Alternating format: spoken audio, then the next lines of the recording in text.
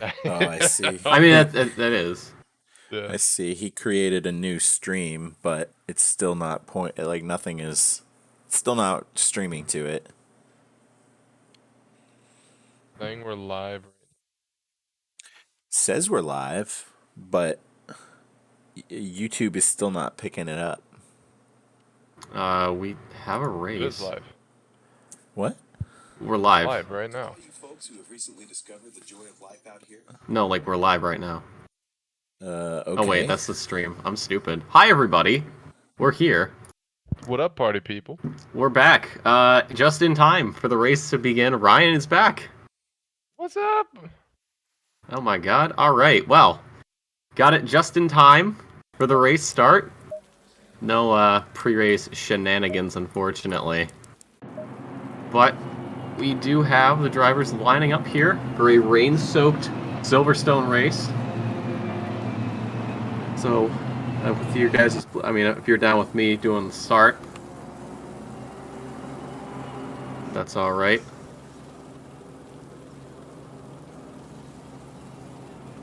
You know what, I'm just going to take that as a yes, lads. Unless we're not live. Are we still live? Yeah, we're live. So Alright, whatever. I'm going to call this. So here we go. Thank you. Silverstone, race 1. Dornelis on pole, Flomger right beside him. Dag Kogan making up that second row. Going up to the other start-finish straight that we get to use. We don't get to use the F1, unfortunately. They go quite a ways up. And as the leaders pass under the second set of lights, we are getting ready, and we are green, green, green here at Silverstone. Dornelis and Flomger going into Cops. We got everybody else filtering through as they make the first charge down towards Maggots and Beckett's. I think that's where a lot of carnage is going to occur, just because of the sweeping left, right, left, right. You've got Dornelis absolutely flying away from Flomger. You got some tussling here in the background, but everybody, for the most part, getting through the first section, and now they go through to the second, the left and the next right, and everybody getting through the start just fine. Dornelis keeping that lead over Flomger as they head down the hangar straight towards Stowe. You got a couple minutes here just to think, where's your break point going to be? But I think for right now, nobody's really going to worry about that. They just want to get through this turn all peachy keen. We got some battles going on here around 10th position.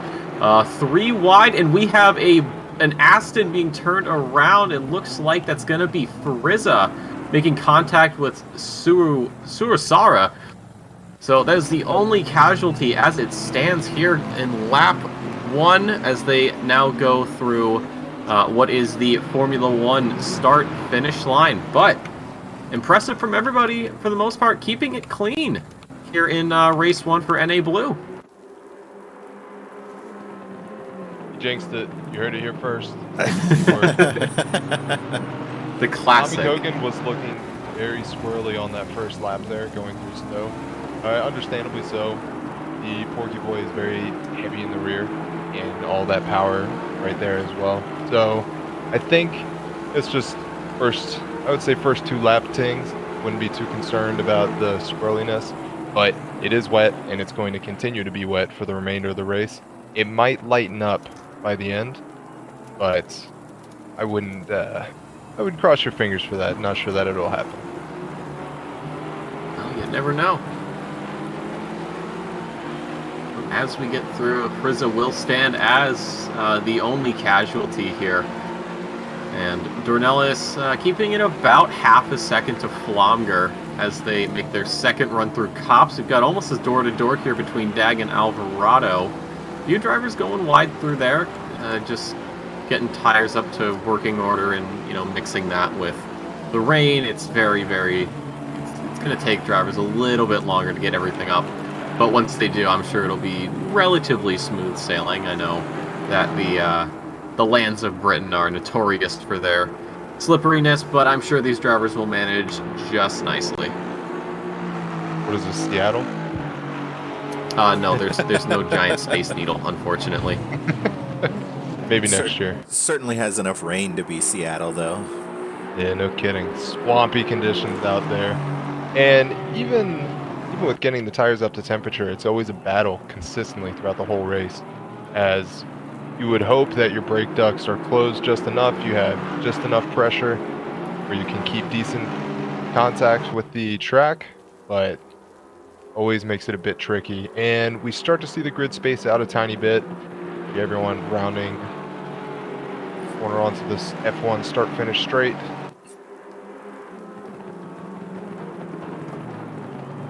But yeah, first swampy race that North America has had out of 5 races. Is that right?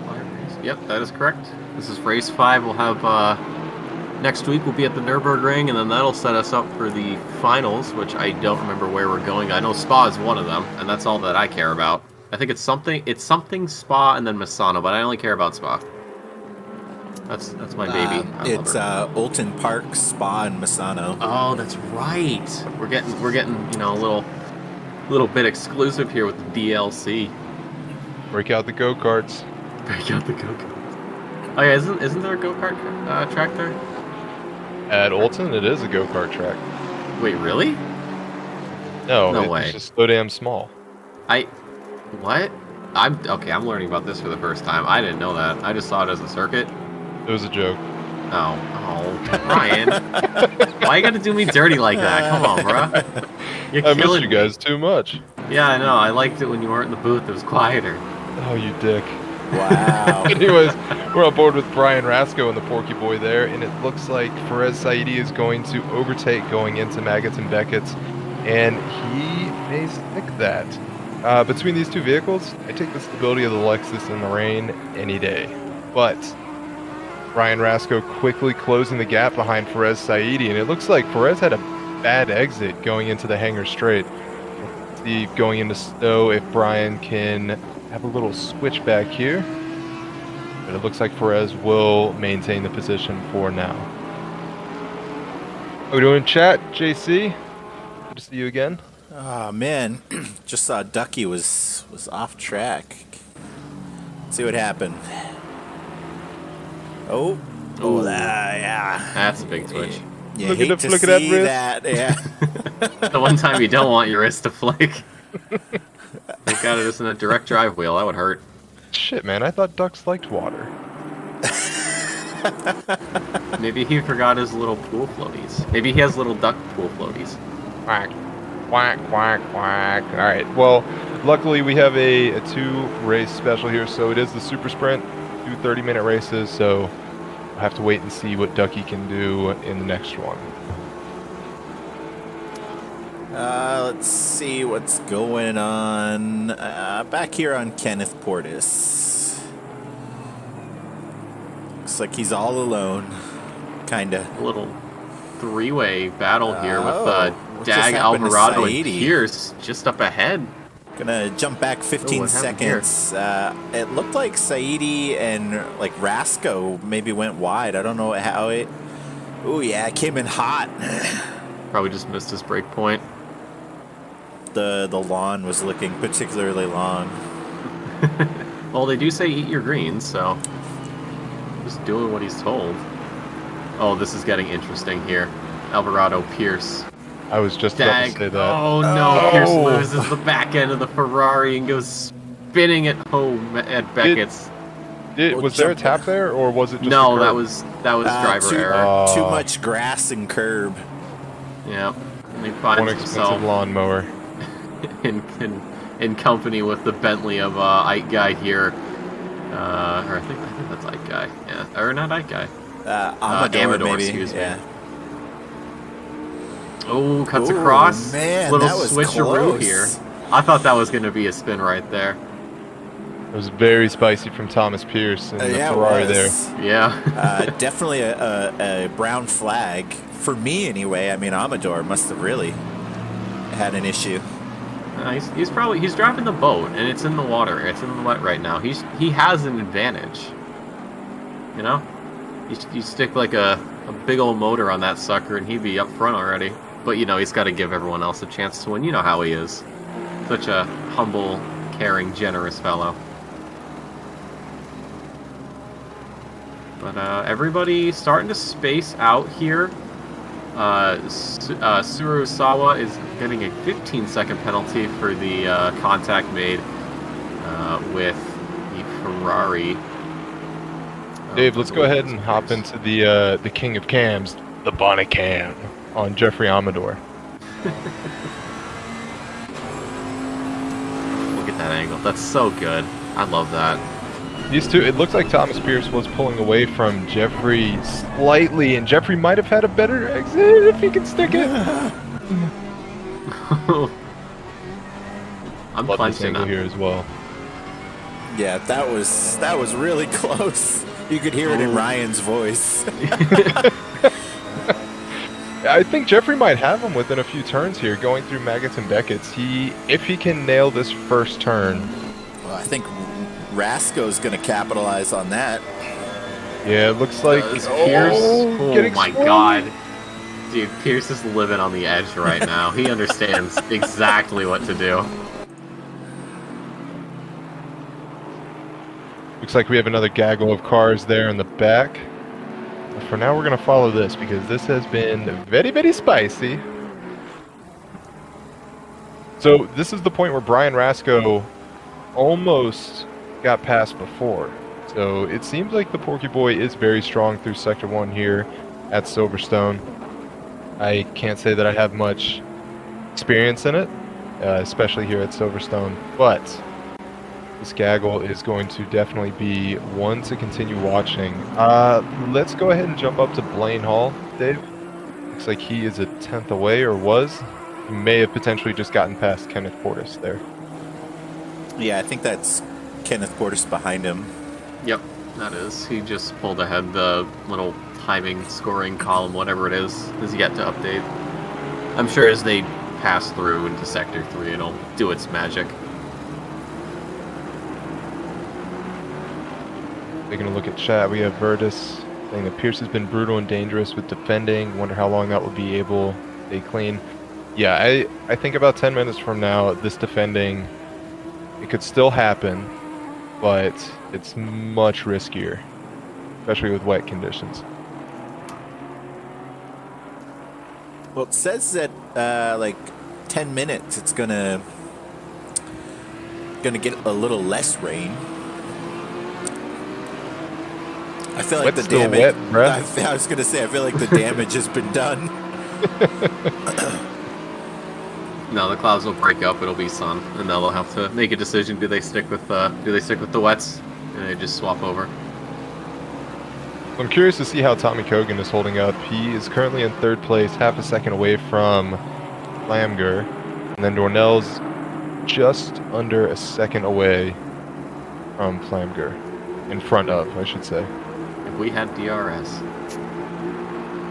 If we've Right? That's wrong- exactly what I was thinking. It's the wrong game, guys. Oh, wait, this isn't F1 2021? No, definitely Boost not. button. Wait, I'm in the wrong broadcast then. I'm sorry. I need to leave. Oh God, I Where- can't believe it. where am I? Place, not again.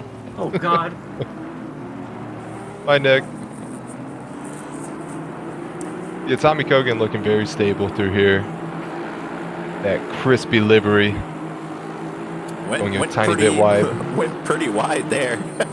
Just a bit. Just a bit. It's all right. That turn right there coming off of the F1 start-finish straight, that must be incredibly difficult, as we all know when it rains, stay off the curbs. And half of that turn consists of curbs. I was gonna say, I feel like for that turn, you're taking all of the curb most of the time. Yeah. Obviously, not so much in the wet, but Yeah, definitely not there. I think it would get a bit too spicy if you eat too much curb. I'm gonna jump back to Alvarado. Looks like he's potentially gonna make a move here on Dag. Braked a bit later. He's a lot closer now. He might. Ooh, I don't know. He could have, depending on this exit, he might get him into Cobbs. But they both get an excellent exit out of there. So maybe, I mean, with the experience I have in the Aston at Silverstone, I mean, nailing Maggots and Beckett's, it really is, like, it's almost trivial sometimes. Dag holding a good defensive line there through Cops, though. And it looks like that gap is extending a tiny bit, but it is going to depend on the outcome here of Maggots and Beckett's. Who can eat the curbs a little bit better in these wet conditions. Honda's supposed to be a beast in the wet. So we're told. What's a beast in the wet? The Honda, that VTEC power. Is it? I didn't know that. Supposedly. I mean, I know the Aston is pretty stable in the wet. I think you could Aston's chuck just the Aston stable. on ice and it would be fine. Yeah, that thing's stable The only thing more stable than that is the boat. That's the only thing I can think of that's even more stable. So I was talking with Dag a little bit before the race, and I guess he's been doing another race on Wednesdays in the Lexus, and he was having a hard time like switching between the two cars. But that one is all done, so now he can focus primarily on the Aston. So clearly it seems to be working. I mean, currently up to P4. So it's nice to see. Oh, that looked very close from Alvarado's point. I wish we had the bumper cam there if we want to do replay potentially, but we have a lot of battles going here. No, not that one. Ooh, that's very close. Ooh, that's a little too close for comfort. I just slapped his bumper and said, "Hey, buddy, how you doing?" Yeah, listen, you don't give, you gotta give your friends a little butt tap every now and again. That's what I do. All right. A lot so- of battles. Not a lot of battles. I think we have more battles here than we do. I think. Looks like we've got a car off. 883, Austin Carpenter. Let's jump back 15 seconds. Could this be contact? Oh, it is. Yeah. Got a bit of a love tap there from Michael Landry. Landry said, "Nom nom." That sucks. He's a hungry boy. He's a growing boy. Let's go ahead and jump down to Trevor Hilligans. Looks like he is a little over half a second away from Graves, but closing in, and that Lexus power. You dare say his name, Ryan. Hilligans! Who do you think you are? What gives you the right? You've been gone raising your daughter. I mean, okay, what kind of excuse is that? Bruh, I've been here And the now, whole and time. now you come here and you try and jinx my boy Trevor? Would you say he's been Hilligans? He survived the curse last week, didn't he? He's survived Did it he? every single time except for last season, I think. That's just how good he is, honestly. We mean nothing. We are mere mortals under But his thankfully, he never calls us out on it. I don't think we've had anybody call us out on curses yet, as far as I'm concerned. Not that we've seen. No. Never know. But this icy little gaggle here looks like Graves is going to retain his position, and then Gray right behind. I feel Hilligans like knows that he's there. the way Trevor's going, I don't know if Graves is going to be able to hold him off for the rest of the race. I mean, he's getting very close. Let me see if I can just get a bit of an update on proper times. So Hilligans about half a second behind. Yeah, they're not updated. And Gray's only 3/10 as they come down the Wellington Straight here. I want to say he can catch Graves, but whatever that little wiggle twitch missed break point, whatever it was, sent him back. So now he's got to worry about not only catching up to Graves, but he's got to worry about Gray right behind him as well. Would one of you be willing to check your replay to see what happened to Brian Rasco? He's all the way back in P21. I got you, B. Hold on. We have to find him first. Alright, hold on. Let's see. 21. Oh, here we go. Wait. I will give you I'll let you know in a second. In the meantime, it definitely looks like the pack is starting to spread apart. Battle's becoming a bit more sparse. Closest one currently is Gray, Hilligans, and Graves. We were just on. It looks like a little bit behind us here too. Is that Yeah, that as well. Garza, Urasawa, and then topping up with James Philippin. now? I believe that's a new driver to the North American split, Surasawa. Yep. Yeah. That is a Yep. new driver. I do have an update on Rasco. So he came out of left field through Woodcut and just got a little too much curb. Went effectively onto the pit entrance and then pulled it back in and barely missed the wall, it looks like. And then it sort of just spun and had to wait for traffic to pass through, so we didn't take anybody out. So that's why he is down in P21 as it stands.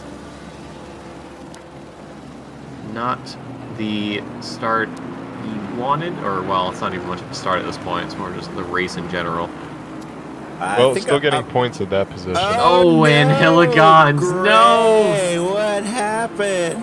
No! Jump back. I mean, at 10 least Graves seconds. is polite enough to, wait. Oh boy. Oh yeah, just kissed the rear bumper there. Yeah, I don't think it matters what car you're driving. That is a death tap. Yep. Yeah. Anytime. He's working on his pitting maneuvers. It's like John wants to be a cop. He's been watching The Rookie on ABC. For the The whole record, week leading up to the race, just watching cops. for the record, that is a great show. Oh, I completely agree. Nathan I love that Fillion show. is phenomenal. I've never seen it, so I can't comment. So I won't. Now back to our regular scheduled program here.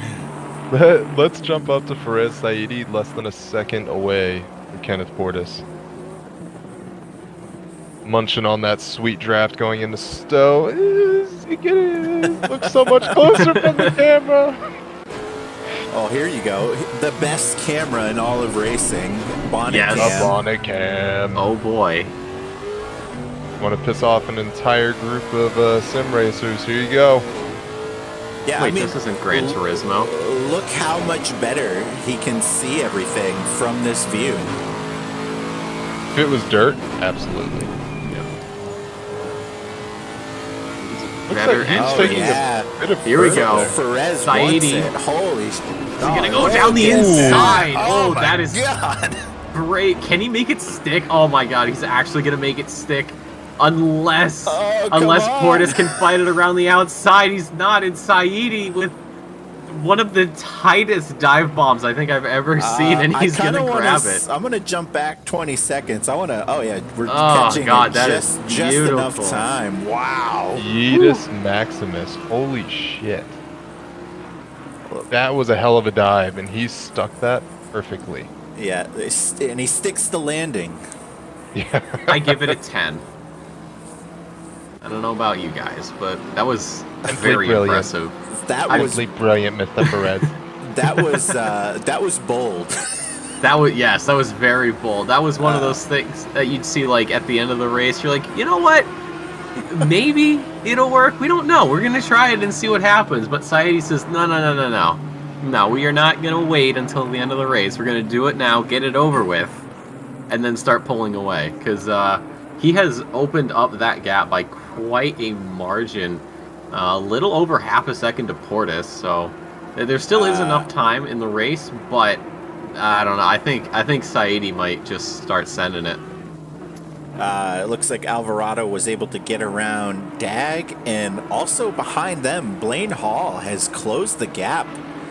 He was quite a ways back. He had, I think the last time we checked on him, he had just gotten around Portis. And here he is already, getting ready to fight for P5 and P4. He's got a bit of time. He's probably 3 or 4 laps left. So we'll have to see what he can put together. It all depends on where Dornell's is, obviously. But going back to that dive bomb, geez, that is a hold my beer maneuver if I pull that off. And everything that he did was designated and precise. So hats off, We have Perez. a bit of That was good. contact. Sorry to interrupt. Garza and Surusara coming together at looks like Club. I don't know what happened. I don't know if they just got into. Oh boy! Oh wow! It's a heavy hit. Yeah, it looks like Ooh. he just kind of lost the car. Not much you can do there. Yeah, he had ice skates on. Well, winter What- is coming. What are you going to do?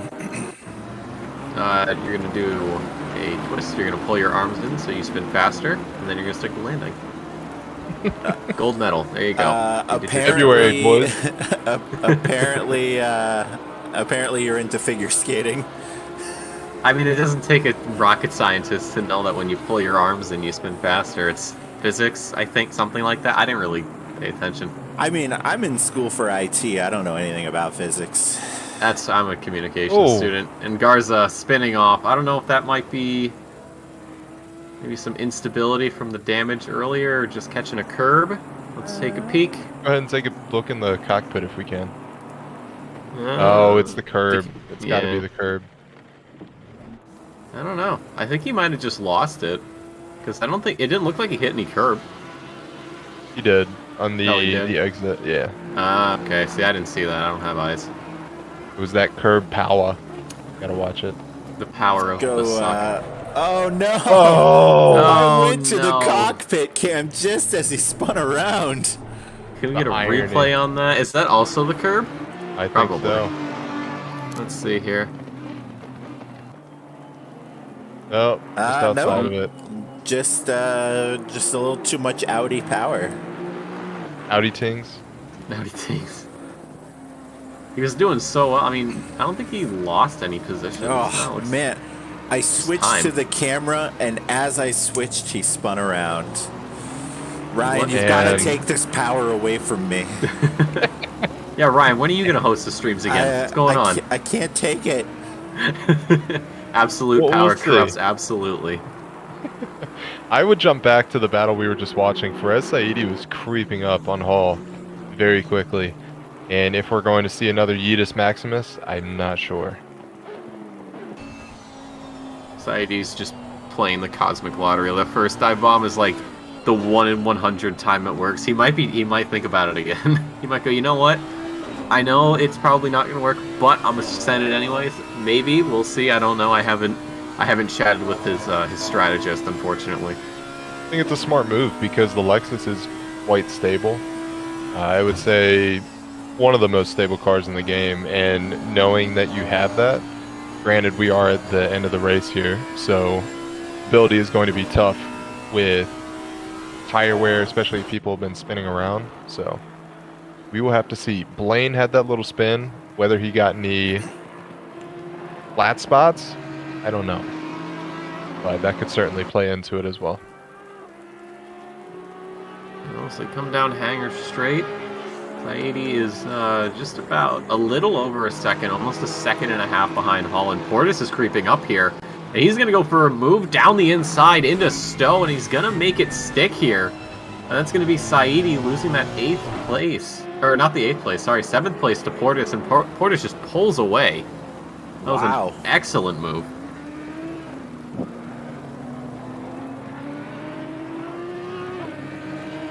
I think it might have been a combination of a slipstream and just a bit more braking power here.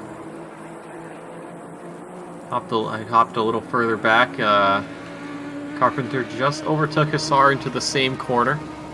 So perhaps Stowe is the play Hasser, sorry. I forget. My brain is like a marble sometimes. Nicholas's brain forever unclean. Bro, it's a bowling ball. When I go to the lane, sometimes just pop it open like a bonnet, if you will.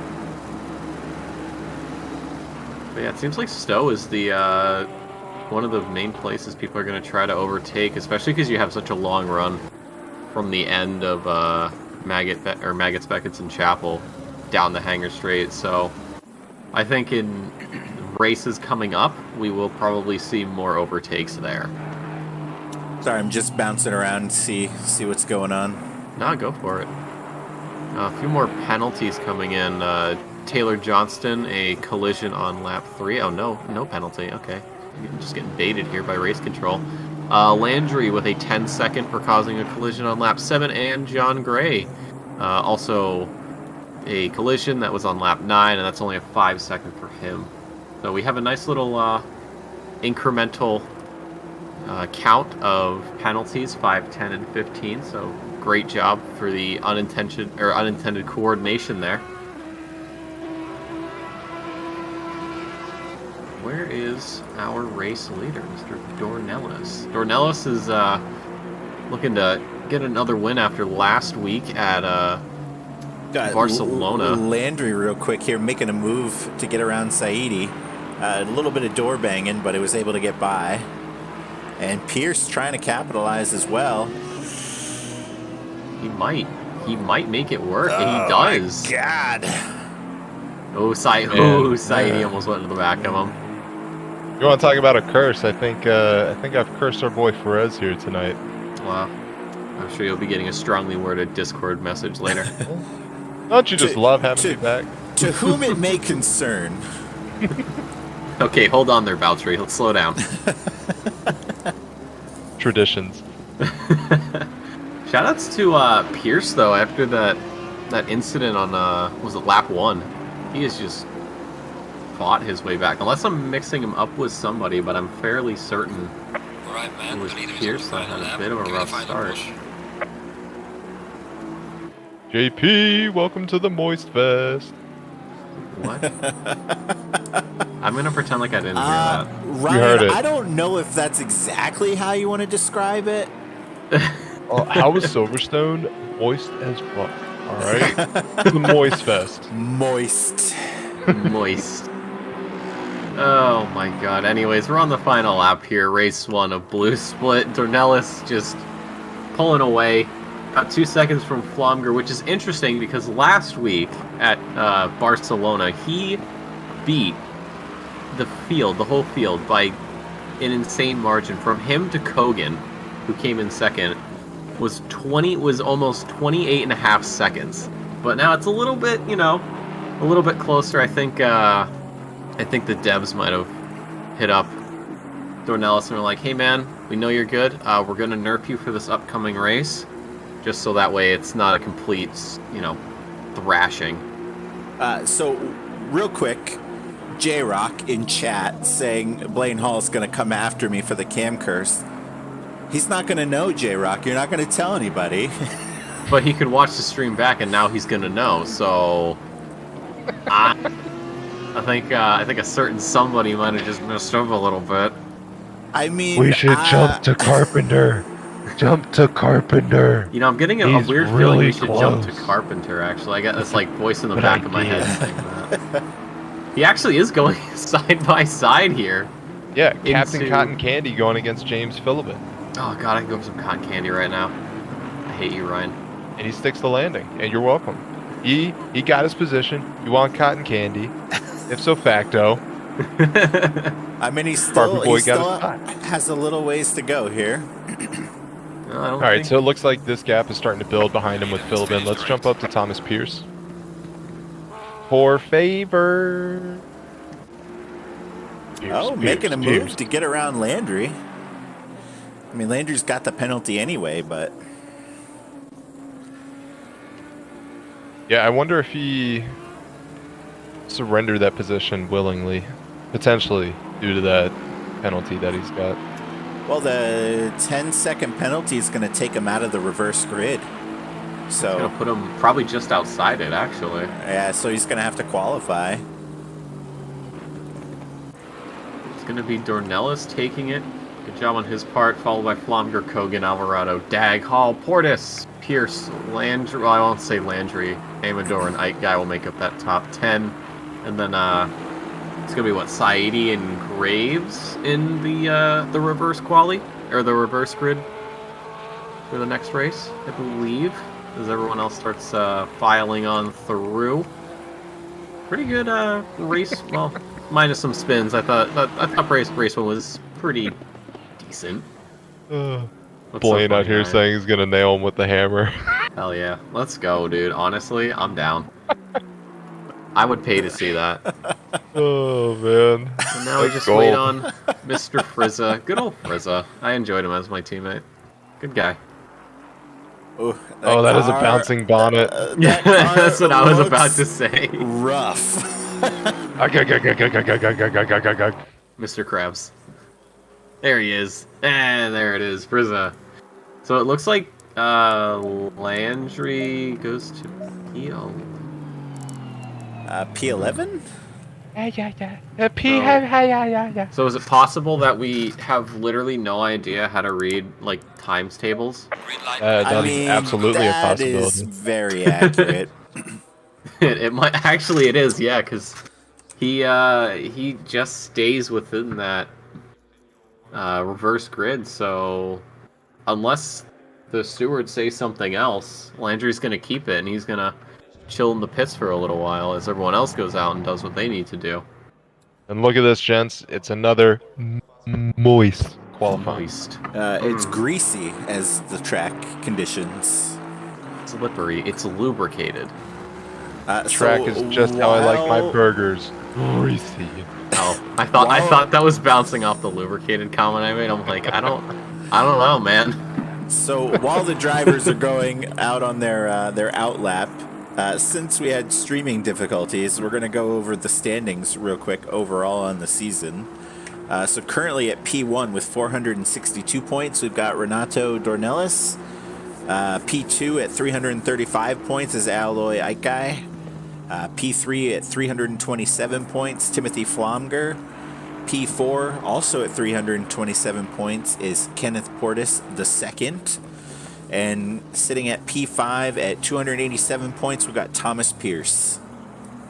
Interesting. So we're going to have to compare the two finishes that we have from race 1 and race 2 with Flomger and... Damn it, I've already forgotten who you mentioned. Yeah, we're good on me for that. Kenneth Portis. Kenneth Portis, thank you. Yeah, so we'll have to see the point differential. But they were both in the top 10. So Yeah, Flomger finished second. Portis was seventh. And jumping down to the amateur class, looks like the top driver in that is Chris Frizza, currently in P19 overall with 130 points. Let's go, Frizza. Benito Garza is at P20 with 122 points. John Gray is at 121 points. And then Andrew Graves is next at 60 points.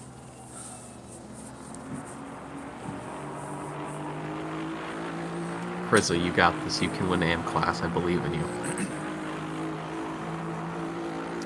But the gap from Dornelis to Ike guy, though, I mean, that's insane. That's almost 130 points. I mean, it doesn't really matter as much at this point, seeing as Dornelis and Ike guy will absolutely be in the finals. So what is the finals format? I need to know, because I have no idea.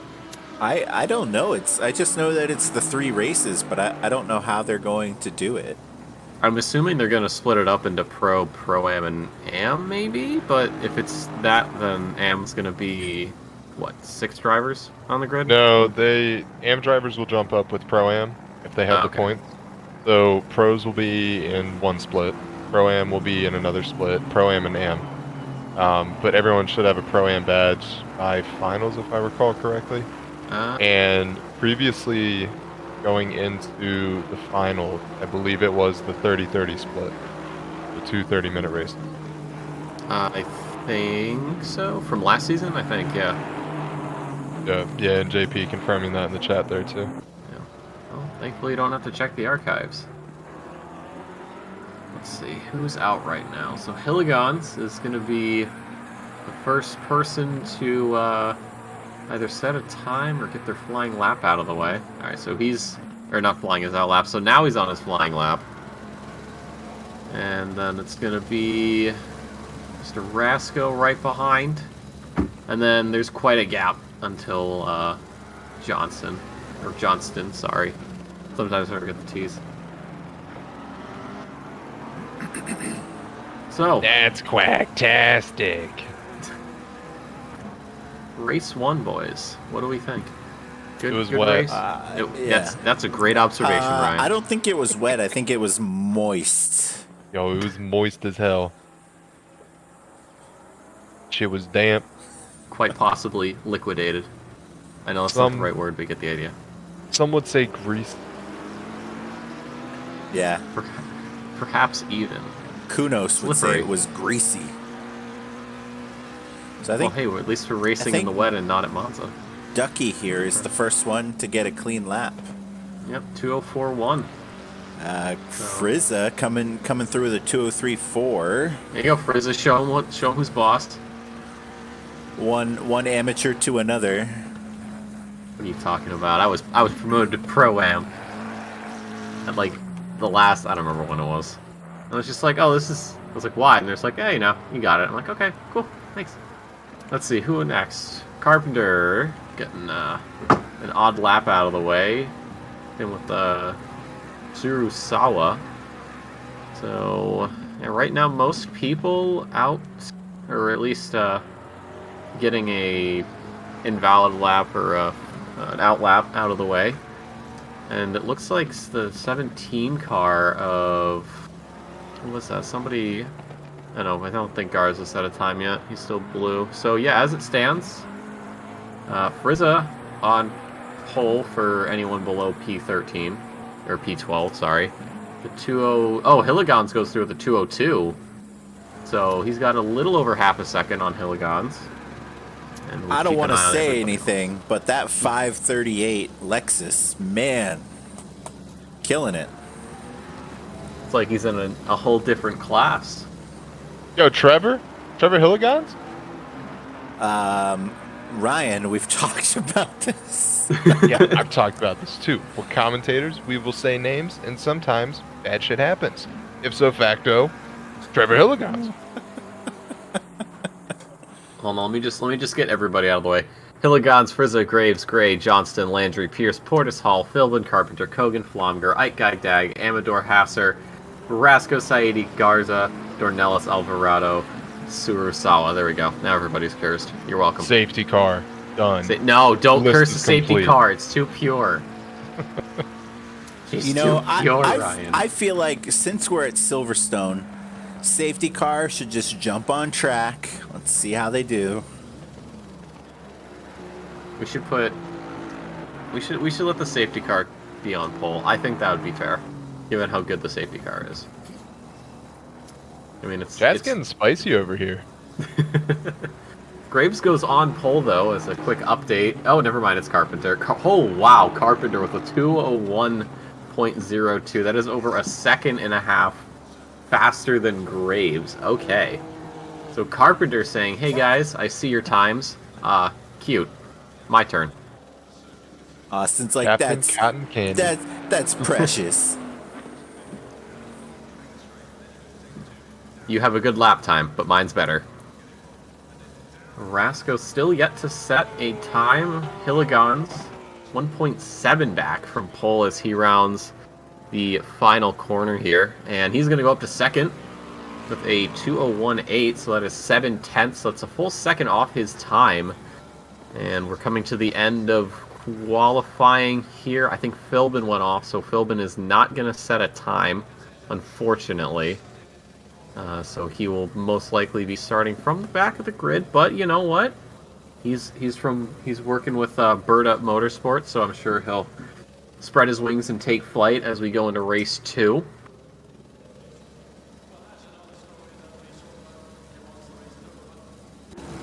These conditions suck. I'm just gonna say it. No, that's Recent totally fair. conditions That's blow. totally fair. JP has nailed it on the head, saying that these conditions get pretty crazy, and I think that's what's leading to half of the grid not necessarily posting a lap time just yet. We might get some laps. Looks like James does not, unfortunately. Brian Rasco has not put some time in, and neither has Garza.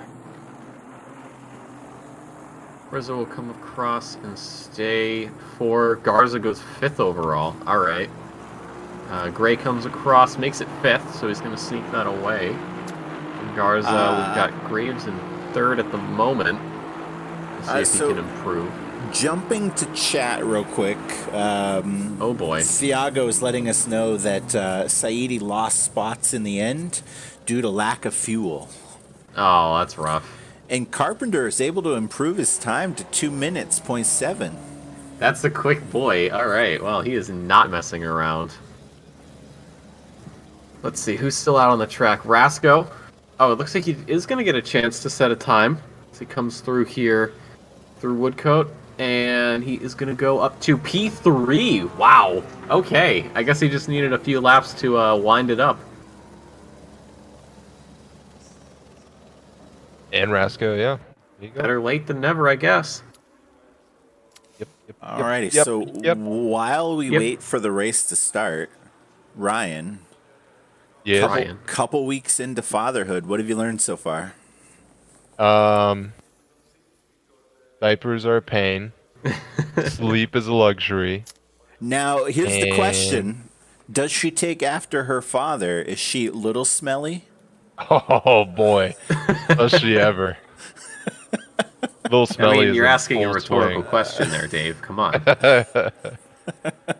But here's the even if she realer wasn't question. smelly, we'd be we'd want to know why. She's nearly a month old, and I still giggle every single time she farts. As you should. Okay, you know, you might be an adult, but that doesn't mean you can't have the mind of a child. I get it. It's gonna be fun.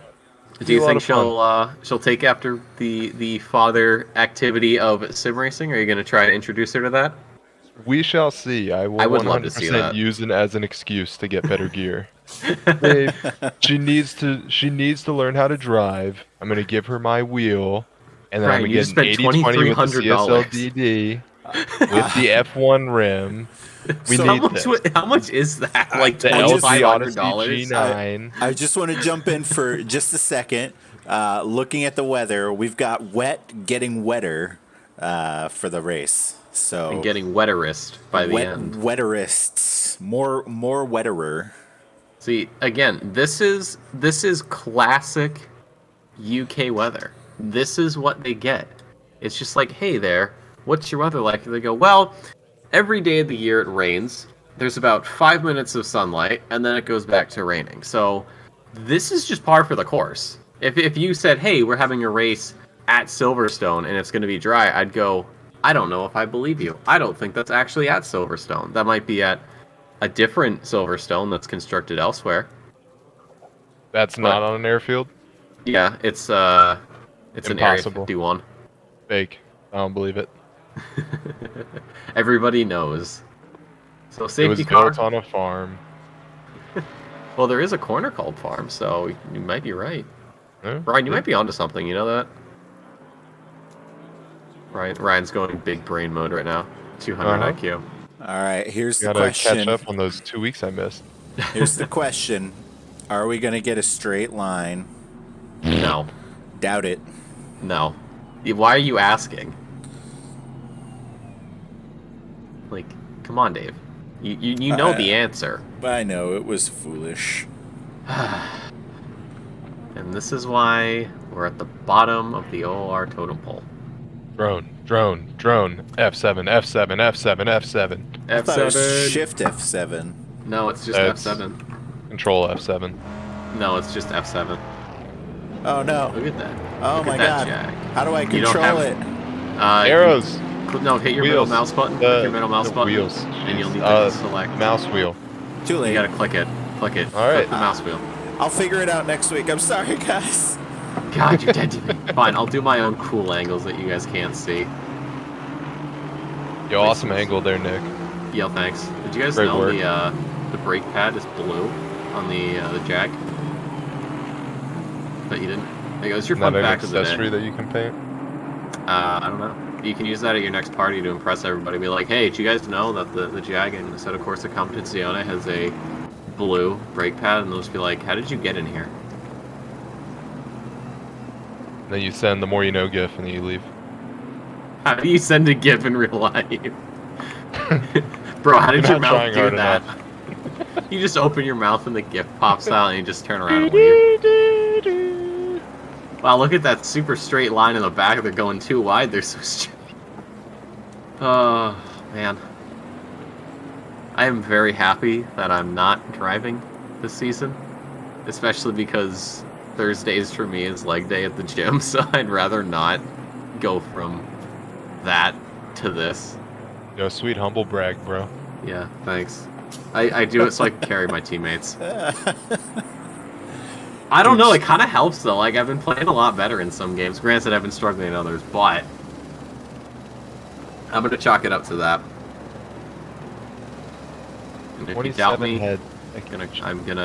I'm gonna come to your house and I'm going to take one full from you.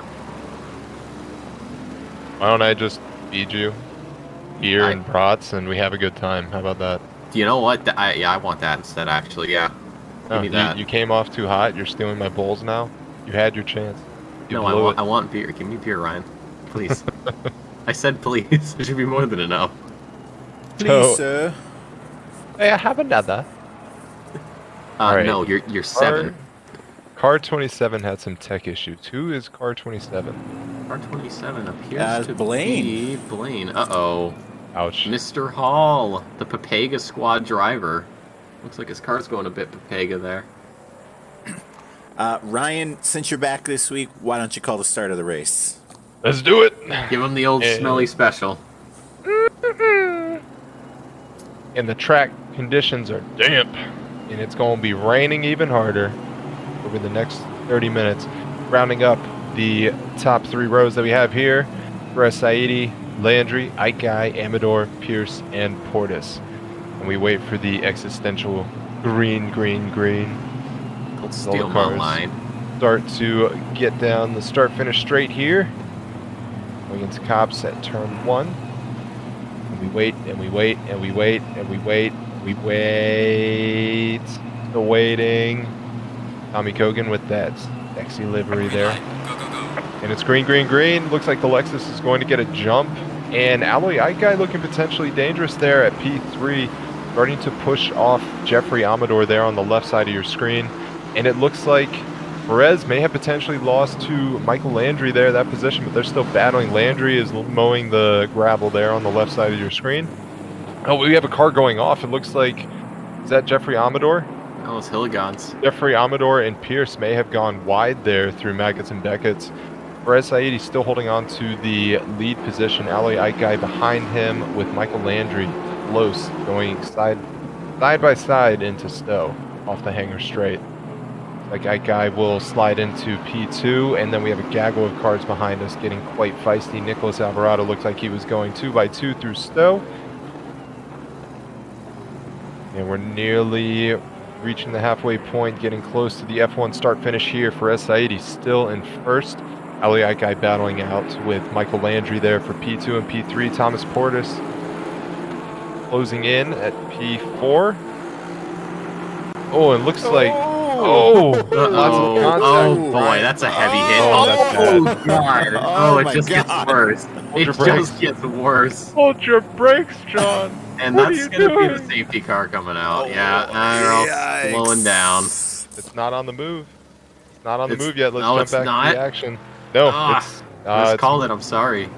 Yep, it looks like No, it's on the moving move. now. There it goes. Yeah, Right. we got Rasco in the pits. There goes the safety car. Go get him. Show him what you're made of, little safety car. Well, Wow, that was a spicy, damp start. That was. Good job, Ryan. Thank you. Wow. You come back after 2 weeks and you Rasco. cause a crash. Bruh, That poor coming guy. out swinging. Yeah, Rasco just ate it. He Woo. got the worst of it. Oh my God, he really did. It He hurt. got terminated there. It hurt and to watch that. it hurt to watch, and the worst part is, if he is to fix his car, come out of the pits, and try to catch up with the safety car, it's going to be hard as hell with cold tires. Would you just send it over the grass? Throw on all the traction control. And just pray. Did Graves get caught up in that as well?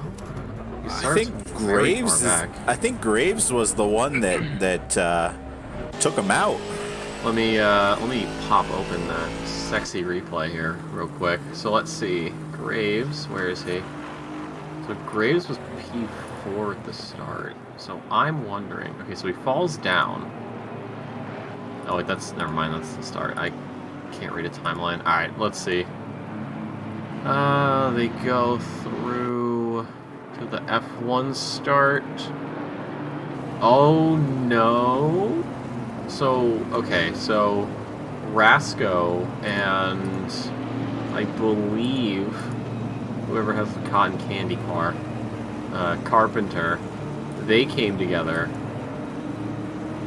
Oh yeah, then Graves just comes back onto the circuit after going a a smidgety wide and just nails the side of Rasco. Rasco goes into the wall. Graves goes into the wall. The Honda goes into the Porsche. That was Surusawa. He actually gets away, so... I just got to cut you off right there and say that I love our measurement units. We have a Scoche, and then we have whatever you just said. I can't That's legitimate measurement, Ryan. Do not don't patronize me. That's smidgety biggy. Yeah. Yeah, that's a measurement. You never heard of it? God, it was so close. He was a smidgety bidgety away. Man, you want proper measurements, come to the NA streams, boys. Yeah, you don't get this in AP. Don't get this in AP, don't get this in EU, you get it here on NA. Only the smartest. Alvarado's lawn mowing. Wow, I haven't even drank that much. I can't speak. Lawn mowing on the Hangar Strait was very interesting. Sure, it was intentional, maybe. I mean, the grass was looking a bit long, so I appreciate that he was mowing the lawn there. I think that's great, and he did it for free. He didn't get paid for that. Oh, what a guy! What a guy! Maybe it's community service he's doing. He's like, you know what? I think I'm going to help out a little bit. The safety car though says, you know what? Puns in chat are brutal. What are they? I don't have chat open for probably good reason. Jeff over here saying that he dug his graves there. Oh my god, I can't believe I missed that. That was a really good pun, man. Yeah, wait, Ryan, you should be making the puns. You're a dad. You know what? I feel like Jeff should be on the road more often. He's really spitting fire tonight. Hey. Feisty boy. And it looks like the race restart is... it should be going now. Yep, safety car is back in for Saidi is taking the lead. Alloy guy still in P2. Michael Landry, P3. Tommy Kogan, P4. Then behind Kogan, we have Kenneth Portis. So after the restart, everyone is a bit spaced out. And we'll have to see how they survive through Maggots and Beckett's. And did Brian Rasco get back on the race? Yeah, he's at the front, but oh no, slightly unfortunate. He's probably asking his race engineer. He's like, hey, can you just say that I'm P1 right now? Comes over. Brian, you're P1. Hey, what he's doing right now is a testament to character, though. Sticking with it, still getting back out on the track. Because you never know what can happen. But that is a very tough situation that he's in currently. I'm going to focus here on Mr. Ducky. Let's see if he can hold off Mr. Hasser. Dave might have a little bit more stability in the big old boat. Naturally. And it's in the wet. This is the boat's natural environment. Exactly. If anything, they're intruding on his territory. Oh, Tommy Kogan has pointed the wrong direction. Right, Portis also going off. 15 seconds wasn't enough to catch it. Damn, it looks like Landry tapped into the rear quarter panel of Kogan, causing him to smack into the wall. Landry likely has some damage there too. But that is a big ol' F for Mr. Kogan.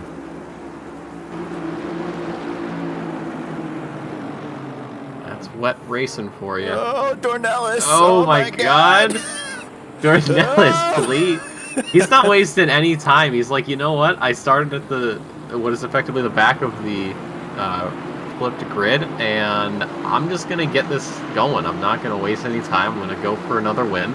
P6, 22 minutes to go, so knowing Dornelis, and I do, it's very possible that he's going to just take this by the end, but he's still got to get through 5 more cars in 20 minutes. I think it's possible.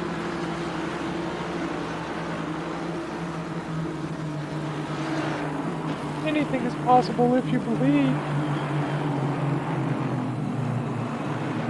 Anyways, the pink Pepeg is there on the track. Ooh, it looks like Nicholas Alvarado got squirrely on the Hangar Straight.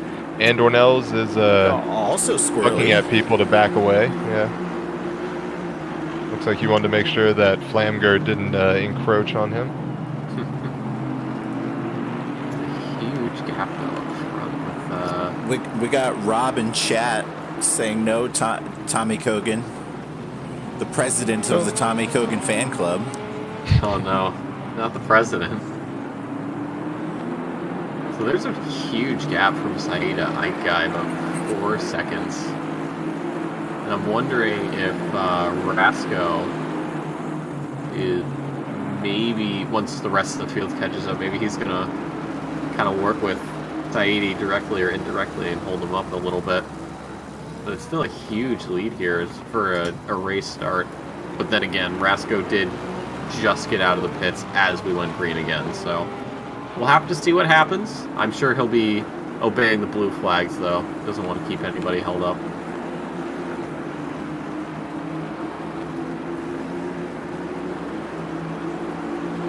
Nothing sucks more than being the mobile road bump. The mobile blue flag. I think there was, when I did the 9 hour of Kyalami, I think there was a team called Mobile Blue Flags, or it might have been here. I don't know. I think it was the 8 or the 9 hour though. I'd have to double check. Yeah, big ouch there. Looks like Landry's closing in on Night Guy. P3 to P2. Yeah, he's picking places.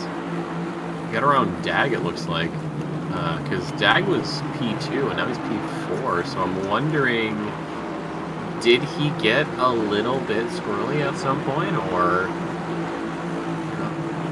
So a quick look at the weather. It looks like at 10 minutes we're supposed to get even moister. Nice. Moister than an oyster. I know I just typed that out, but I had to say it. Hey, you know what, Ryan? You do whatever you want. You know, I will. It's Thanks, your Nick. welcome back stream, so it's like a birthday. Oh, sweet. I'll soak it up now because next week I'm just gonna be shot down. Hey, I get it, soaking it up because it's a wet race. I like that. Well, you're not going to be able to come on next week. I plan on being here next week. Gonna Good. be here till the end. But we talked about it's in the script, Dave. Read the script. Oh no, I didn't get an advanced copy. Looks Oh, like we've got that's a on car off track. Was that 38? 538? 538 of Hilligans. No, Oh Trevor. no. We'll jump back 30 seconds, see what happened. Oh The yeah, curse don't say continues. his name. Why would you do that? You need like a code name for Oh him. no! Oh boy. What a save. Oh, It was Flonger. the That recorrection. was nice. That was a great save.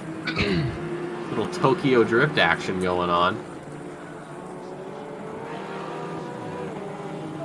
You might not be at Suzuki. Oh boy, hold on, wait a second. What's going on?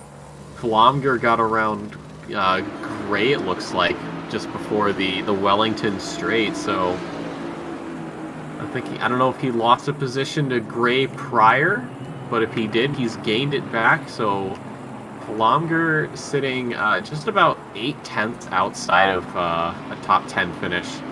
Got Amador with Garza, pretty close there. We've got a side-by-side here, Alvarado and Dornelis. This is for 5th place as they go into Cops. Dornelis is going to have that inside line, though. And he's going to get on the too little much curve. sausage curve, and he's going to lose out. And Alvarado stays alive there, P5 for the time being. I'm surprised that Dornelis didn't make it stick. That's very unusual. The sausage strikes again. You gotta love it when a sausage strikes you. I got nothing. No, I wouldn't expect you to. We do have a couple penalties, though, coming through. We've got Brian Rasco causing a collision lap 1, so that'll give him a 10er. Thomas Pierce, also a collision on lap 1, a 5-second, and then Dave Hasser getting a 15 for a collision on lap 1. So it looks like they're still following that correct incremental counting of 5s. But once again, not how you do it. Is that Dag slow? Wait, is that Dag slow out of the corner? It is. Or no, that's Landry that was a bit slow. Get some doubles door-to-door action here as they go through farm my through village onto God. the straight. It's heating up in the kitchen, boys. It is heating up in the kitchen. Landry going a bit wide there. It's going to give Dag a bit of time. He's going to have that inside line, though, into Brooklyn's. Oh, he's going to try to make it. He's going to try and make it stick. He's got the move. He's going to get through, which is also going to give Alvarado a bit of a way up onto the left side of Landry. And now they might go door to door here. But it looks like Alvarado just starting to lose out a bit. He's going to have to tuck into that slipstream, maybe make something happen here as they go through Cops. Nobody doing much of anything, and that is Alvarado. Perhaps too much curb on the inside, and he is going to go down, down, down from 5th to 8th. Oh, yeah, he caught the sausage, it looks like. Sausage is deadly. Good old sausage goblin. Well, Break it again at Silverstone. I hate to interrupt. We've got a couple other cars off. We had 84 of Portis and the 74 of Frizza. Jump back 30 seconds here. I think we're going to catch it. Probably some contact if I had to bet on it. Going into Cops. Ooh, a little slow-mo action. Nice. Oh, yeah. Oh no. Did he just... Did Frizza squeeze I Portis? don't know what happened there. That was a heavy hit, though, onto the wall, though, for Frizza. Portis getting away a bit better, though. I mean, it was still a light tap, but Frizza slammed into that wall. Oh, And we've man. got more trouble. Garza. Surasawa, man, just barely avoided the collision there. 27. Blaine Hall looks like off track. We'll jump back 30 seconds on that. See what happened. Hall's in the pits as well. Or no, he's not. Just kidding. Just lost it. Looks like he just lost. Dave, I hate to be that guy, but Hilligan's had another bit of a spin. Oh my god. Just keeps getting worse. That's why we can't say his name. Saidi, though, still in the lead. He actually extends that lead to Ike Guy 8 seconds. So Saidi has taken this reverse grid pole position and has just ran with it. He has not looked back. And the thing is Ike Guy hasn't caught up to Rasco. So I think it's because Ike Guy might be fighting with Dag. Not much fighting, but trying to just keep him where he wants him so he doesn't sneak up the inside or something into a corner. But that is very interesting, especially because Saidi has absolutely nothing to worry about. The gap from him to Rasco, about 4 seconds, and Graves actually with a drive-through penalty. Let me just see what that's for. It might be track limits. It's an unsafe rejoin from lap 1, so yeah, he does have to unfortunately take that drive-through, which he is doing, and he's out of the pits now. So he emerges way, way in the back. I love the commentary from Prime in chat. Graves now 6 feet under with that penalty. Dude, Prime, stop. Damn it.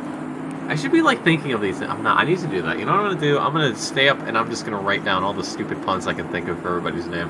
And then next week, Prime, it's over for you. I'm taking that spot. I'm taking that punny spot back from you. Mullick, I think you need to ban Prime from racing and get him in the booth. Well, then one of us is gonna have to leave. Because four in the booth is a bit of a party. It's a bit too much. You're right. All right, yeah. So Ryan, it's been nice having you. Well, excuse me. What?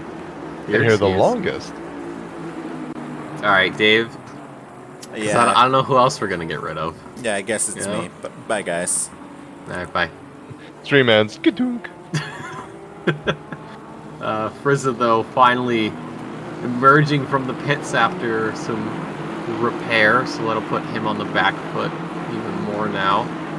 And we've got someone else spinning, Jeffrey Amador, at Luffield. So I'm wondering, he might have just lost the back end. Uh-oh. Was that our culprit from before? No, it looks like it was self-inflicted. We just got a bit spooked and later on the brakes. I had to bet on it. What is Saeedi's gap now to Ike Guy? Or that a lot. Is that not right? My thing's broken. Nice. That's cool. Alright, let me hop on board with Saeedi. There we go. It's still 8 seconds, so he's maintained the same gap he did last lap, maybe gaining a tenth or so, but yeah, I'm surprised that he's made a gap this large at this point. But again, there's still 10 minutes to go, so anything can happen. As Pierce gets an overtake on Landry, Carpenter, and Alvarado doing battle. I don't know if Alvarado did go wide there at the F1 start-finish line. I don't know if he might have to give that position back. I don't think he was forced wide. But as it stands, he is going to keep that P6. But I don't think Flomger's going to give it, or not Flomger, Carpenter is going to give it up that easily. Oh boy. Uh-oh, Landry and Alvarado going at it. Alvarado down the inside, down the Wellington straight here, and he's going to pick up another position here in this race, up to P5. I also want to know, where is Dornelis? Dornelis has gone to P10. Uh-oh, what has happened there? He was, what, P6 before? Earlier in the race, and now he's down, down, down. So, maybe just driver error. I would say it's an ode to the weather conditions, as they are ass. No, they are moist. Oh, sorry, ass moist. No, and that's even they're worse. only going to get worse. Ooh, a moist ass. Oh, God. Some would say it's swampy. I regret being able to understand the English language sometimes. And you're welcome, ladies and gents. As far as battles go, though, this may be the closest here. Thomas Dag and Alloy Ike battling it down the hangar straight. Alloy trying to shake Slipstream there, but it looks like Dag is going with him, potentially trying to find an angle around. Going around Stowe, staying in their positions that they were in before. Chat, it looks like Jeff is saying that Dornell's died. Oh no. Hey, he did. I blame That it on the door. sausages. It probably was. I might, you know what? I'm gonna go and take a look, see if it was the Susaj, if I can find him. Where he at though? Why can't I read? Them sausages be deadly. Wait, so Dornell? Oh no, that's right, because he's all the way back because of the reverse grid. All right, let's take a peek. I'll let you guys know if I find anything. Dave, jog my memory. Who, Kenneth Portis and who was the other driver, Flamger? Are those the two that are battling it out with similar point totals? I believe so, yes. Yes, it is. They are the exact same points. Got it, okay. So this race, it looks like Flamger is in the better position for points than Kenneth Portis. We got Kenneth Portis down at P16, Flamger at P8. So in last race, Kenneth had P2, is that correct? Ooh, Yes. I don't recall. I think he did. Ooh, Alloy Ike getting a drive-through penalty. That's got to be track limits. There's no way it's anything else. 'Cause he's been just no, on his unsafe own. rejoin, lap 3. For Alloy? Yes. Oh. Oof. Also, the incident with Dornelis, he made contact with Landry going into Stowe, and he got the worst of it because he ended up spinning the car about 90 degrees and almost had a Flomger just slam into the side of him. So, you know, a little bit of a spin. Lucky to make it out though, with nothing on him really. So that's a big F there for Mr. Ike Guy. Looks like Dag will take over P2. And then behind him, Thomas Pierce does have that 5-second penalty. So Nicholas Alvarado and Michael Landry. Even Flamger Could potentially move up a few spots.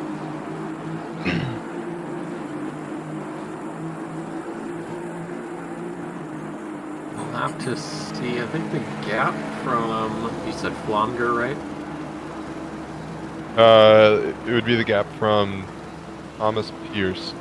Thomas Flomger. Pierce to Flomger. Let's see.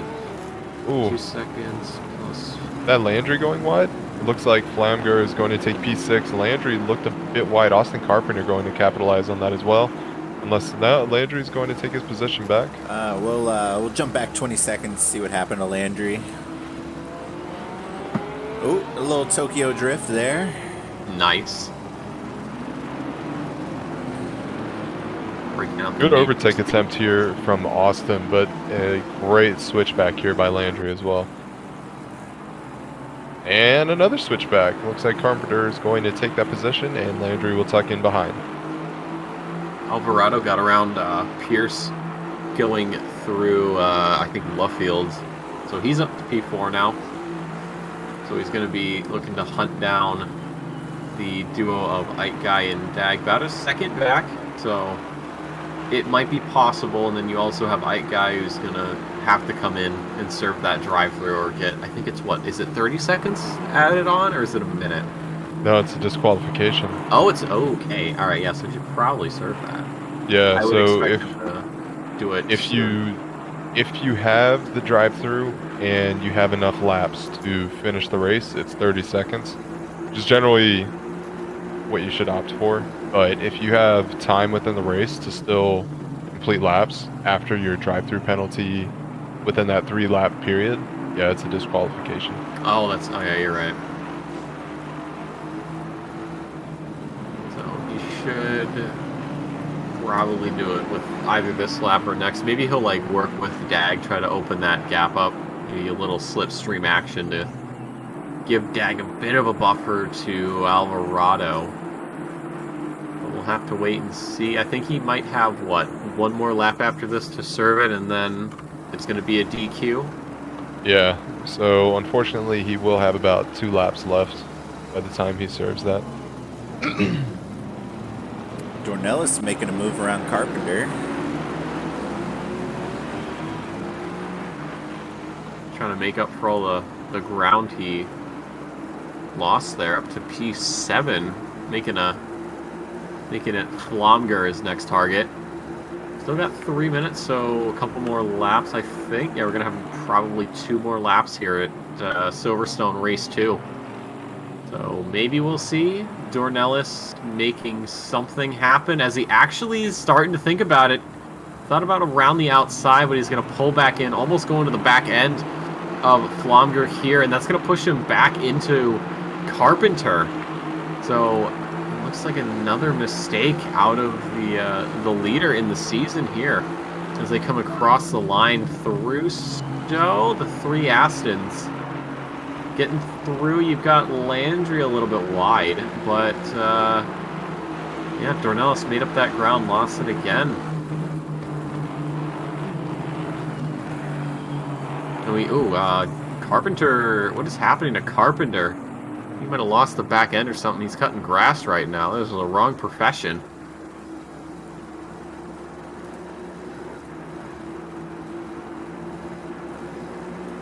Big thank you to the stewards and all the work they're putting in tonight, because this is very spicy. They are putting in the work.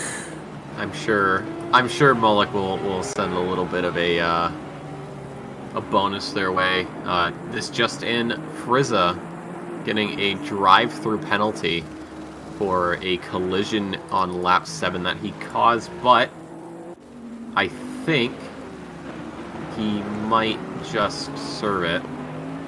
Or he might not, because 30 seconds, and then Rasco also has a 10 seconds, so he's either serving it or he's just going to finish the race up, because he knows with Saidi coming down the Wellington Straight to start the final lap, I think it might just be best for Frizza to finish this race out, because he's going to lose way more time than it's worth to do a drive-through.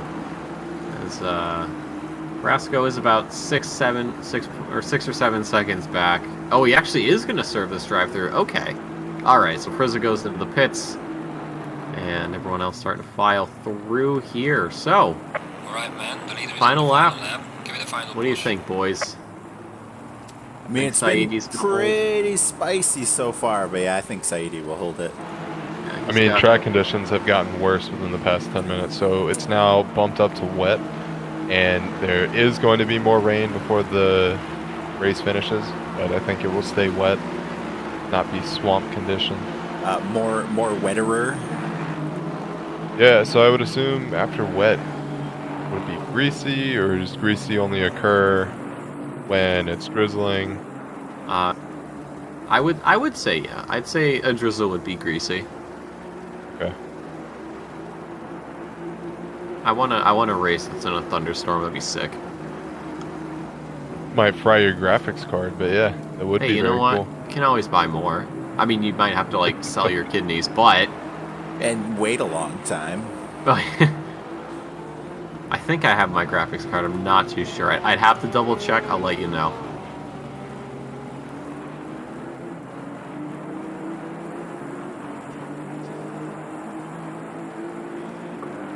But yeah, aside from that, hot lap mode right now. Let's get the final laps out, or the final lap rather, not the final laps. We've been past that point. Saeedi though, a huge lead over Dag, just about 8 seconds here. Yeah, very comfortable there. Thomas Dag here, fighting at the bullet to maintain his position, and Nicholas Alvarado right on his bumper. Not far behind Thomas Pierce and Timothy Flamger as well. So Dag has about, let's see, 1, 2, 3, 4, 5 turns left. And he needs to survive in order to maintain P2. Looks like he might, unless Alvarado can make it stick if he can get a better exit. But I don't think it's going to happen as Saeedi takes a comfortable win here. Dag across the line and Alvarado too little too late, a day late and $1 short. But he's going to pick up a P3. Pierce is going to perhaps only go down to 5th. Yeah, he is. He's only going to go down to 5th. So Blomger will inherit that 4th place. Landry makes it 6th. Dornelis 7th. Carpenter 8th. Gray is 9th. And Tommy Kogan makes up that final top 10 position.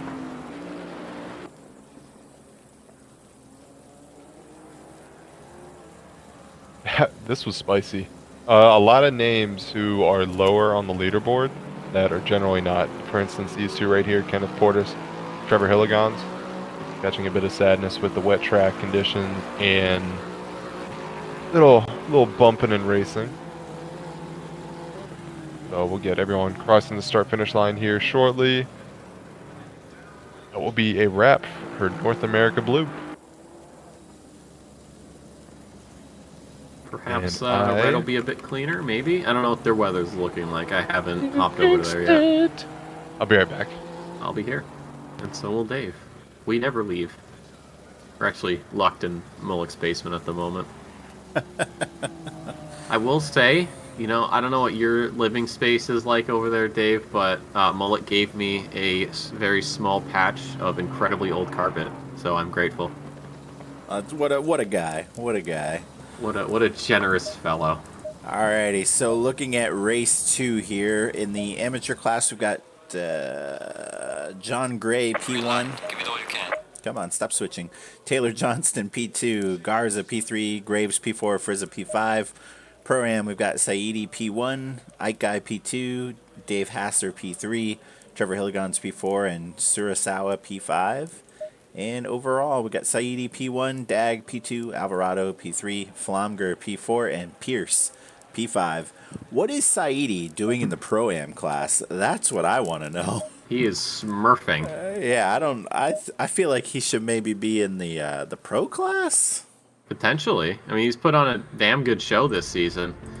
It's going to come as a surprise, but it is raining for North America Red. What a thing. I know. We've got Yi on pole with a 2:03.6. Salomon right behind him. Well, not right behind him, but about half second back with a 2:04.1. And then Patterson with a 2:04.2. So currently, in the last minute here, we've got some drivers in the pits. Yi is one of them. He's not going to be able to improve, unfortunately. Let's see. Where is driver second place? Also in the pits, I think. No, Salomon's out there. There's Salomon. Salomon's coming through Abbey. So he is still a second back. He's got a little bit of traffic to deal with, but looks like they're all kind of getting along here. I'm hopping on with Patterson. Oh boy, nope, that is oh, that's someone else off. Never mind. So I'm wondering, this might just be Patterson's last lap. He is blue and he is going into the pits. So as it stands, Patterson P3. Clark here, P15 on the grid with a 2:05, and he's going to come across and he's going to get a P8. So a very good improvement for him. Duarte yet to set a time, currently sitting at a provisional 26th place. Again, yet to set a time, so we'll have to see, and that's going to put him up to P22. All right, Davis getting his final lap in P19 on the grid, and that's going to stick. It's going to go to a P16. We've got Meyer up to 7. We've got Murdoch going to second, only a quarter of a second down. We've got Muck here, currently P13. It's going to make that a 10th for qualifying, and then we've got Louis here, 20th as it stands, and it's going to stay as such. Maltadini, though, goes to 17th, so that'll push the previous driver down. Lutkus stays at 18. Got Brook up to 16. Okay, some pretty good improvements here. Overall, Sansano currently P6 on the grid, and that's going to be P2 in the front row with Yi. And Burdon is going to be the last one across the line, and that's going to be 11th to 8th. So, Yi sticking it on pole here for Red Split. Sansano, Murdoch, Salomon are making up that top 4. Alright, we have some wet conditions. Remember that cars are slippery. And Ooh, watch your let's braking. see. Wet Let's take a going peek. to more wet, it looks like. Color me surprised.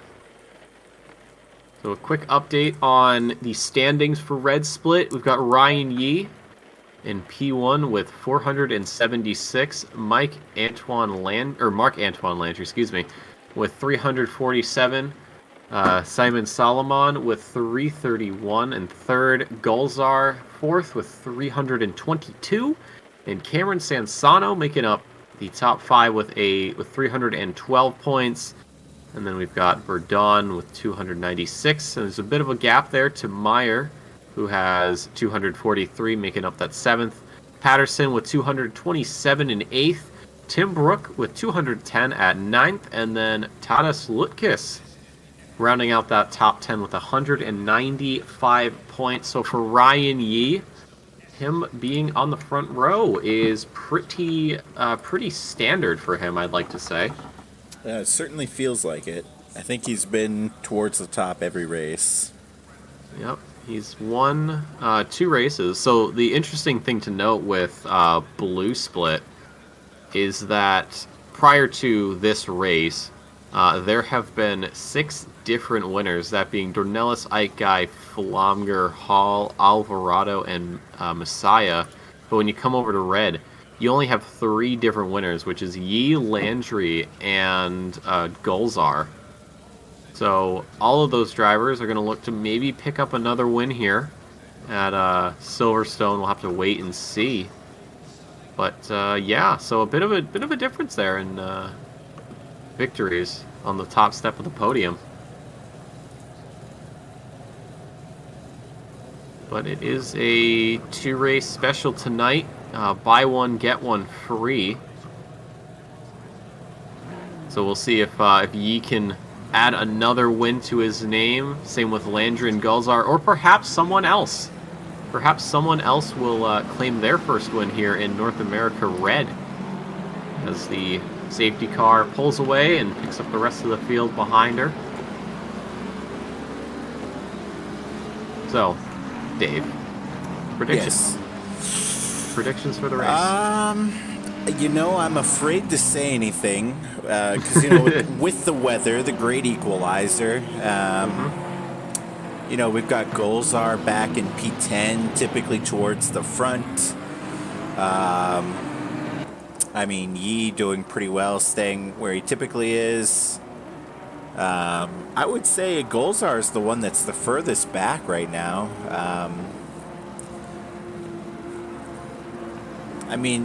We're missing Prime. I feel like it would make it a better race if Prime was here. Okay, I'm gonna sound stupid. Who is Prime?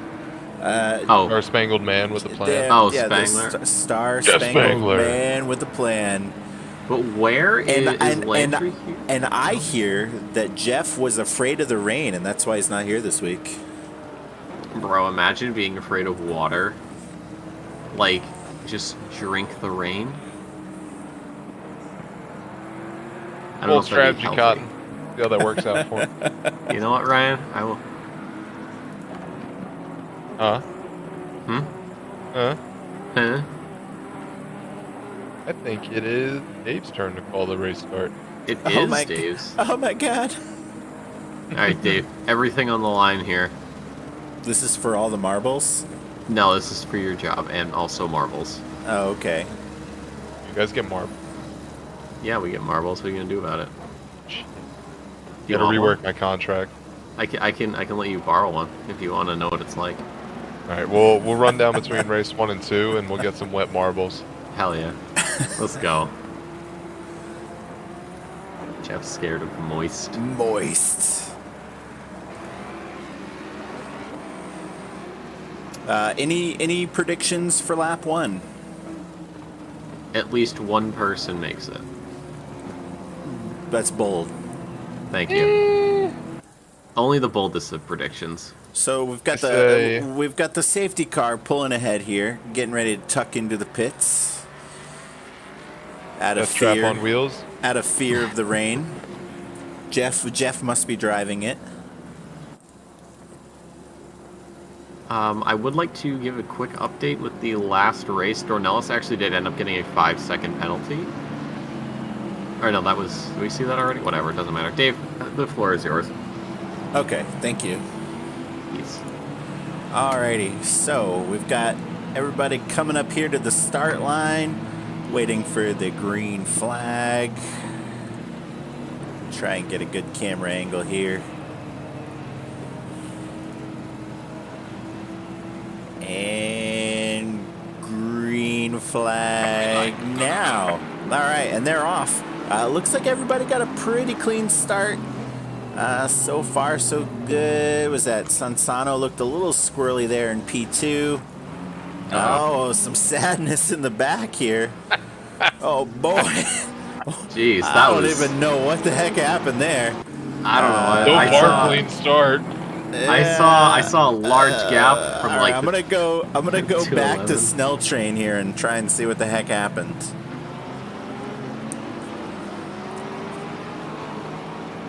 Well, let's see. Oh, Oh, there it is. There it is. There she goes. Man, Yeah. yikes. I was the flicking brakes? through the grid, and I get through first, second, third, fourth, fifth, sixth, seventh, eighth, ninth, 10th, and then I'm like, wait, why is there a gap to 11th? And then I switch and I go, ah, there it is. No safety right. car though. We got Snell Train almost all the way in the back.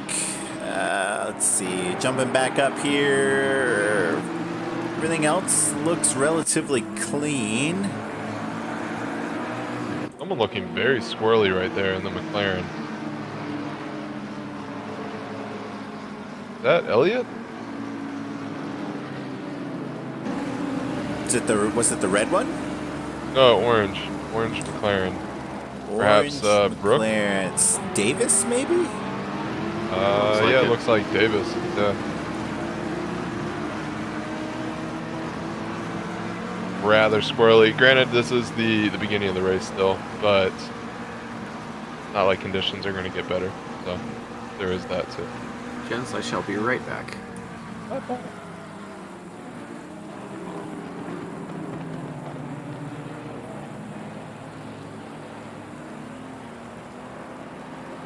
Still looking a bit squirrely. Aside from that, it looks like Patterson up at P5 is rather close to Simon Salomon. Overall, the whole track is relatively close to one another.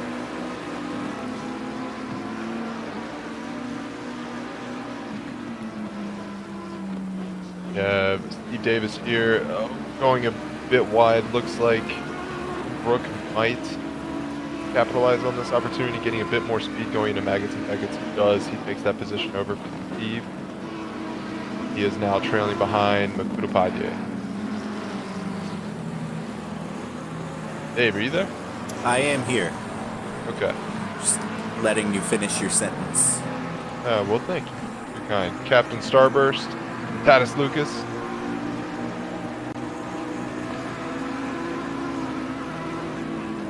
I put my bourbon down, and now we're on board with Michael Louis.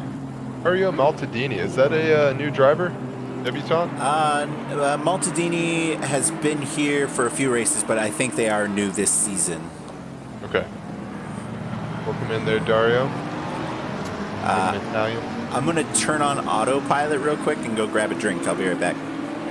Alrighty. Looking back behind Maltadini at Johnson there in the Ferrari. Back up to Tim Brook, who is trailing closely behind Makuta Padye. Makuta Padye in this gaggle of cars. Keith Briscoe leading the bunch. Perhaps Hamza Golzar out the front. Yep.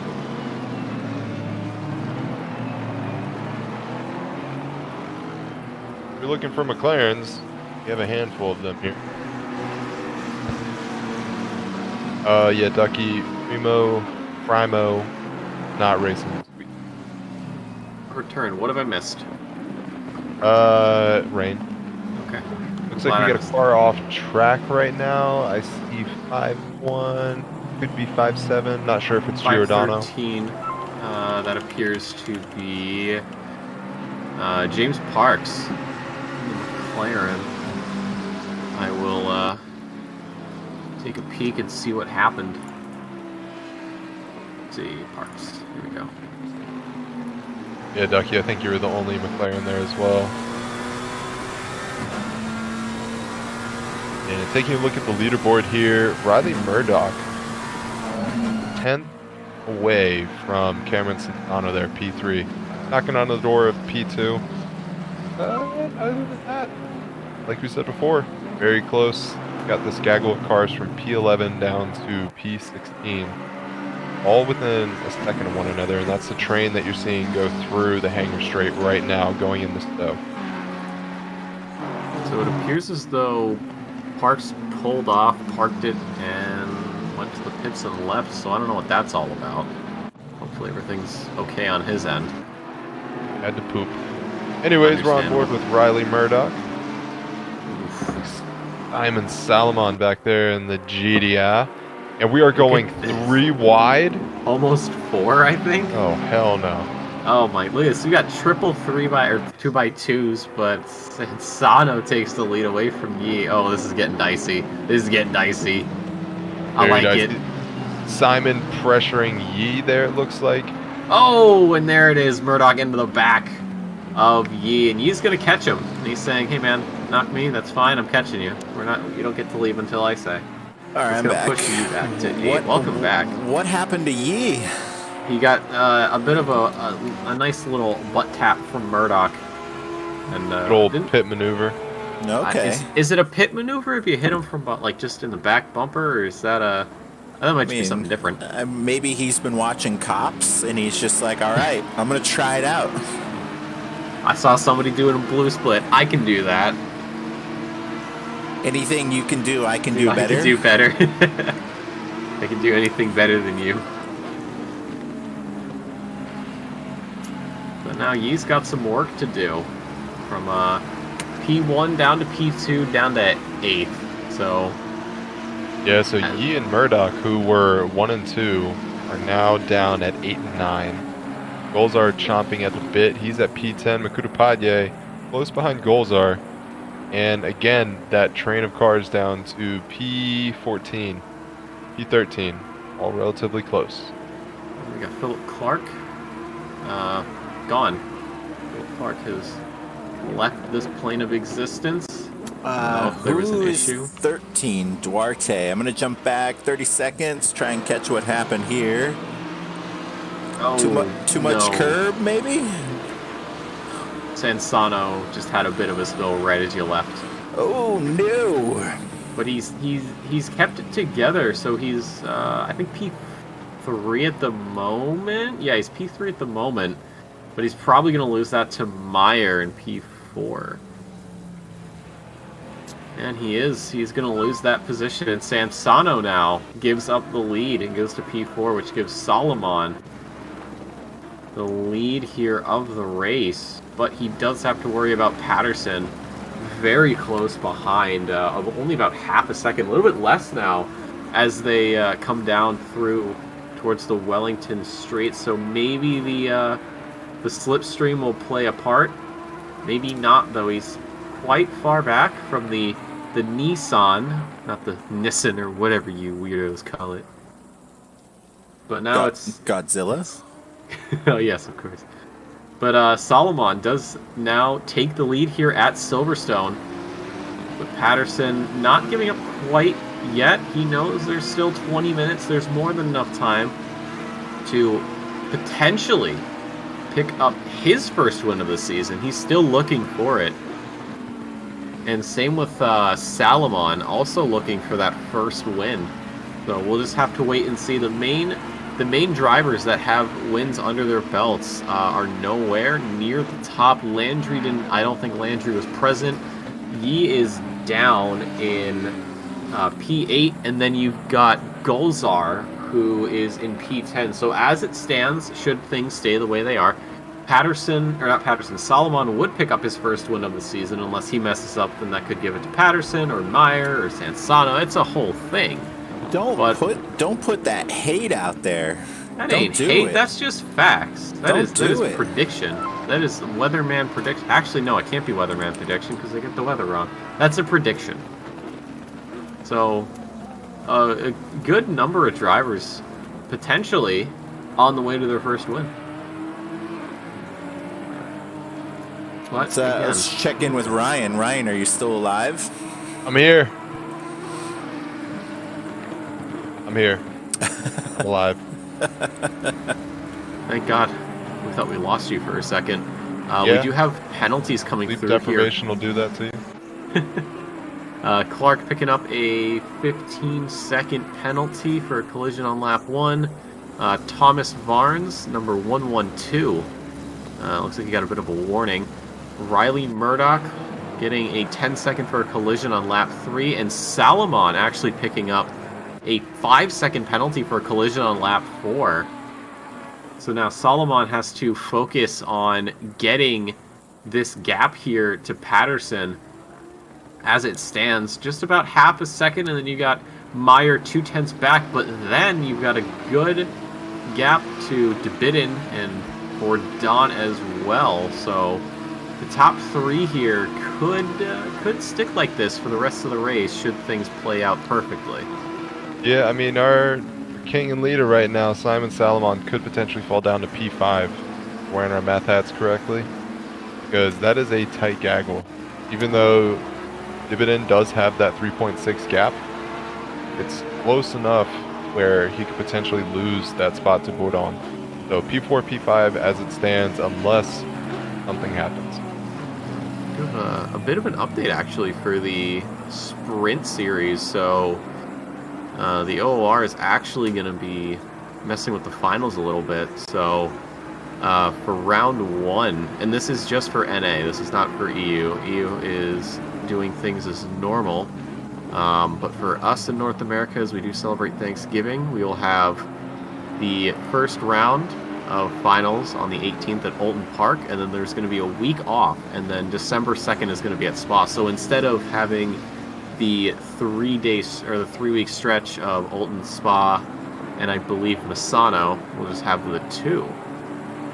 So for everybody watching, you now know, so you won't be surprised when you pop over to the OOR account and see there's nothing. Turn on NBC and you watch football. Yeah. Speaking of football, who's your team, Ryan? What do you got Green for Bay teams? Packers. Mm-hmm. Go Pack, go. The Packers. Dave? I don't know if I want to put it in writing here, but Nah, answer it. Let's go. He's Answer a it. Pats fan. Let's be honest. Patriots, yeah. Hey, I'm a Pats fan too. I'm I in the same mean, boat. I live in New Hampshire. I mean, it's Boston Yeah. sports all the time. Yep. I live in Pats Massachusetts, so yeah, it just sort of happens. Yeah, There I you mean, go. if you liked anybody else, you'd get like flayed alive, I think. Yeah. Well, my dad's a Giants fan, but he's from New Jersey, so yeah. Well, technically they play in New Jersey. They call themselves the New York Giants, like the But- geography. It was exciting to see the Braves win the World Series. That was very exciting. Shout outs to them for winning the World Series. Is that that's not their first one, is it? First one in like 20 years, I think, Wow. or something Since like that. 94? Yeah. Quite the stretch. Back to the world of motorsports, we have Nathan Specht. Specht. have Let's to- jump I back have to 30 in- seconds here, see what happened. See what We'll went wrong. inspect this replay. Yeah. Coming through left field. I think he might have grabbed a bit of curb. Or maybe driver error, but I'm willing to bet on... Oh! Just a little No. too much mustard there going in. that was smooth. I mean, it looked good. Smooth Unfortunate, operator. but smooth. Yeah. Nailed it. Yeah, I mean these conditions here are really testing our drivers out on the track as it is wet. It's not getting better. It's I just feel like a gonna get broken worse. record. Yeah, exactly. I've raced at Silverstone once in the rain, and it went as well as you could expect. Ryan Yee looking rather dangerous here in the position that he's in. So he's quite close to Taylor Clark there, number 575 in the Audi. And we might see a potential overtake here going into the next lap. Let's go to Very the interesting best to see. camera angle. Might have a bit of a slipstream coming down to the final turn here with Brooklands. He's going for it.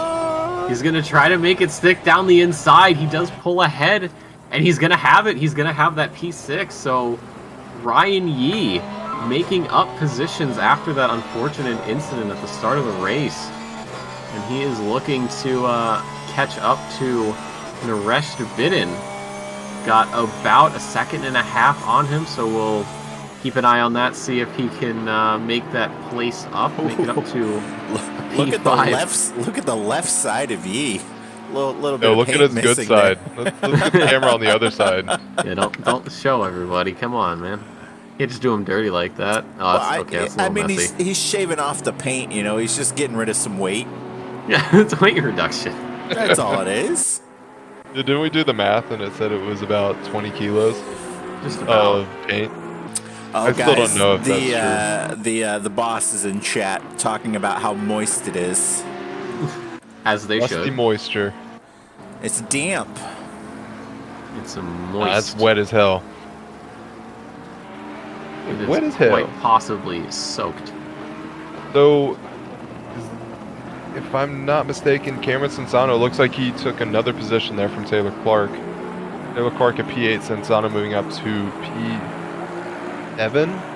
Yep. And then Makuta Padye making a march up the field as well. Currently at P9. He was above the top 10 for a short while. But he's also making a good charge here as well. Riley Murdoch 2/10 away from Davis. But he is slapped with that 5-second penalty, and it looks like Davis is potentially in a very good spot to overtake. Sorry, excuse me. That's Riley Murdoch in position to overtake. Most likely. And even if he... Oh, there it is. There's the spin from Davis. No. Why'd I go to the No. camera? Ah. Oh, and he's still spinning. He's going to have to let a lot of people through to avoid a collision. And he's going to drop all the way down to P21 after that spin. Ouch. Big ol' Hate F. to see it. L Train moves up one other position.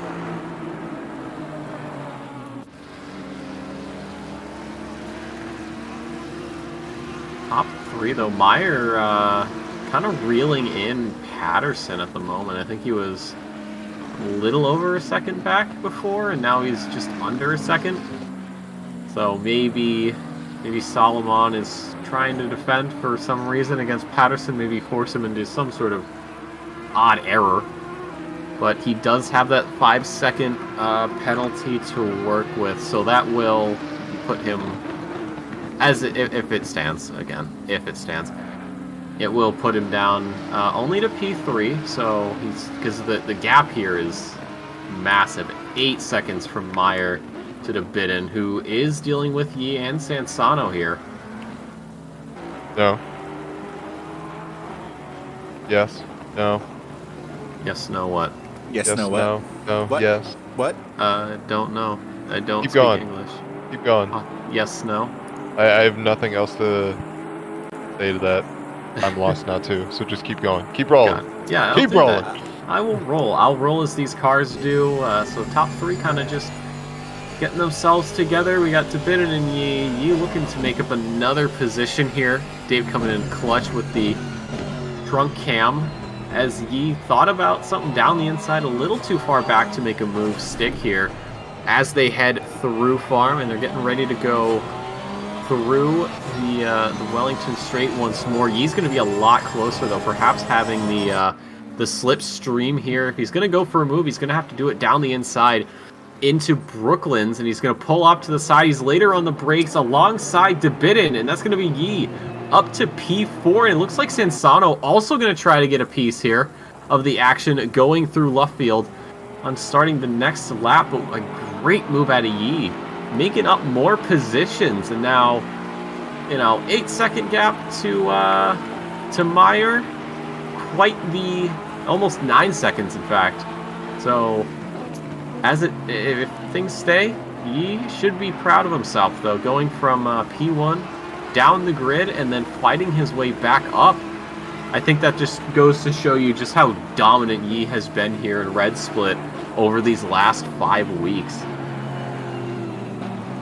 Yeah, that was an impressive move by Yi.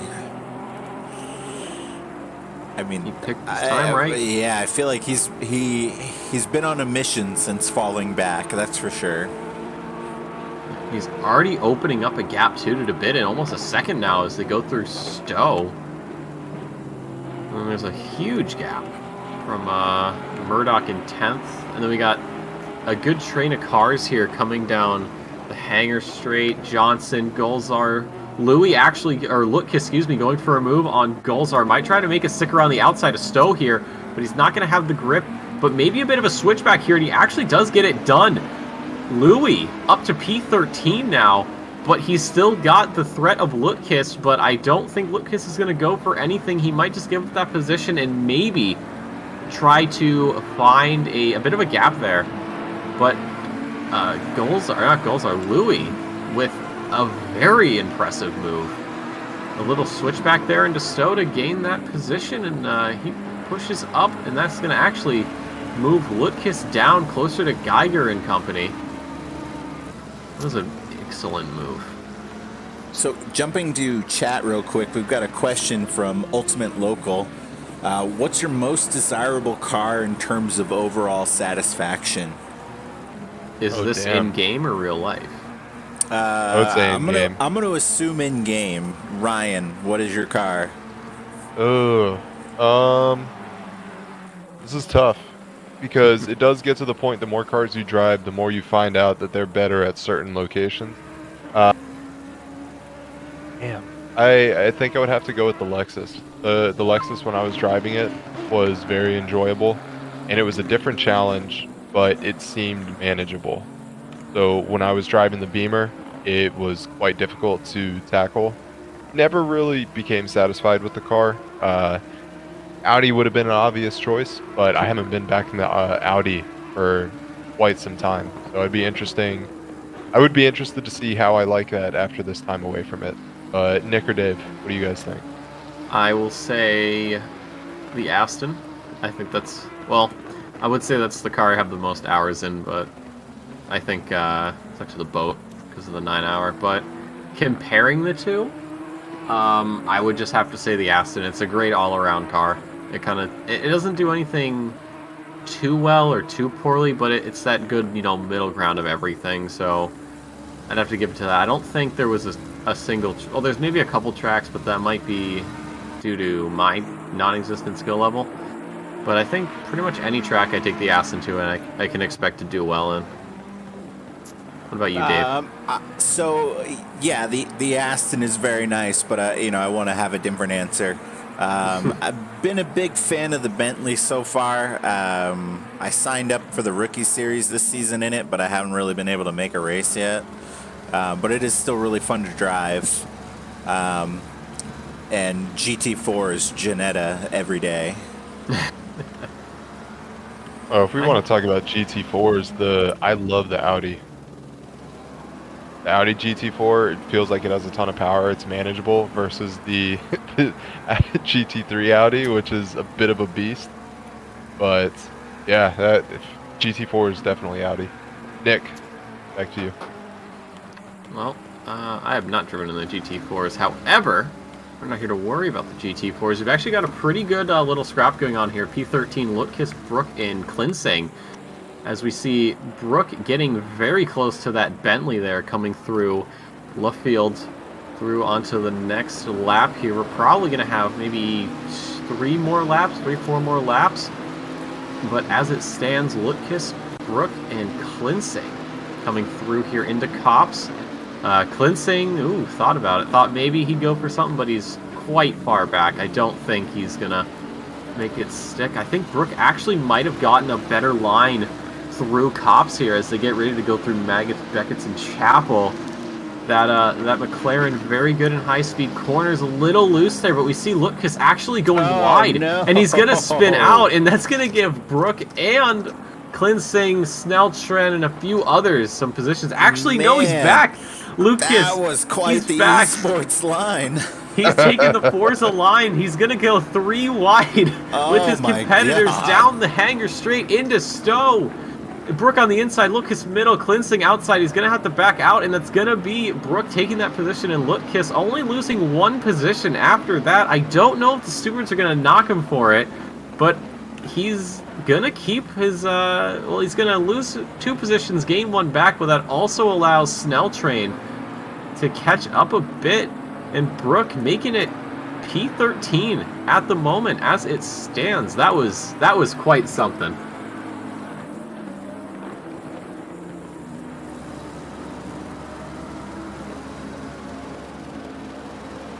We've got Duarte in the pits as well. And Salomon here coming through, starting lap number 12.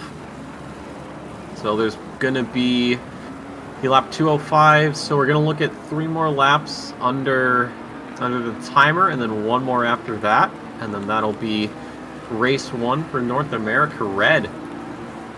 But looks like some drivers starting to get a few getting comfortable where they are, and some trying to gain a few more positions here.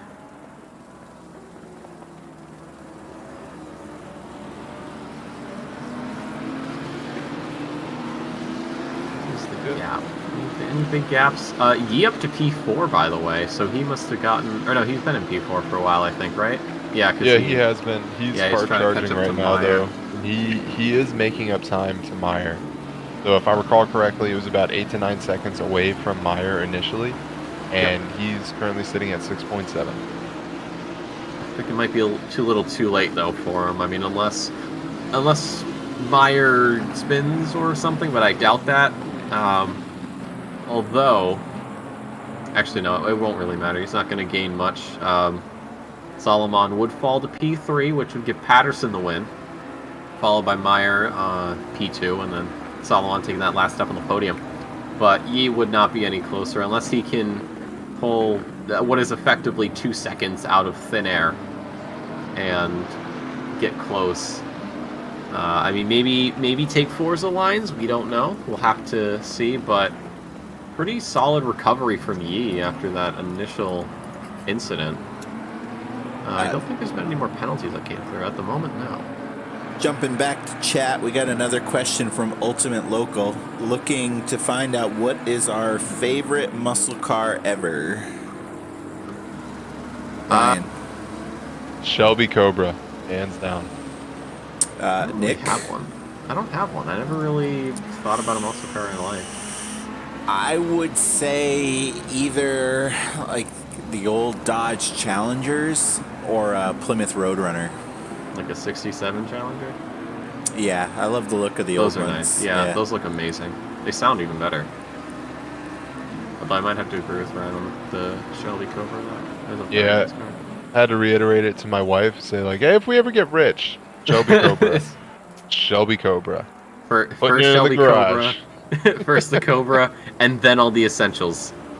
We gotta get the But car it's- first. Yeah, I'm weird though because I love Shelby Cobra, old school muscle. But if I were to buy a sports car now, it would be M4. So Shelby Cobra, college for the daughter. Yeah, Yeah. priorities. You only have enough to spend on one, Ryan. Which do you choose? Car Don't put me every in this time. position. Car. Dad, why can't I go to college? Because Dad needs a nice car, honey. I'm sorry. No, you can go to college, you just get crippling debt. That's all. Anyways, back to the race. It's gonna happen regardless, Ryan. Come on. That's not a Oh, bad no. argument. Was that Tim Brook. Golzar? Or Oh, was that? Tim Brook? Little spinorama there. Oh, Burke was doing so well. jump back here. Is it Kurt? Oh. Just a little bit too much on the inside there at the exit of Chapel. Yeah, and you know what it feels like whenever that starts happening. You're like, stop, stop, stop, stop, stop. Fuck. Ah. No, no, no, no, no. Complete with bathtub. 112. Who's that? Varnes also Yeah. went off. I think he just got a little loose into the corner. Maybe a little too much curb. Same spot. Yeah, look at Wow. that. The Chapel collecting bodies. Ironically, it nearly had that saved though. That's when you Right, just, man, leader is on the you final just, lap. Give it all you you can. know, lock the wheel one way and just stomp on the gas. Drop it to first gear and hope for the best. I've saved a couple slides by doing that. It's pretty cool. It's scary, but it's cool.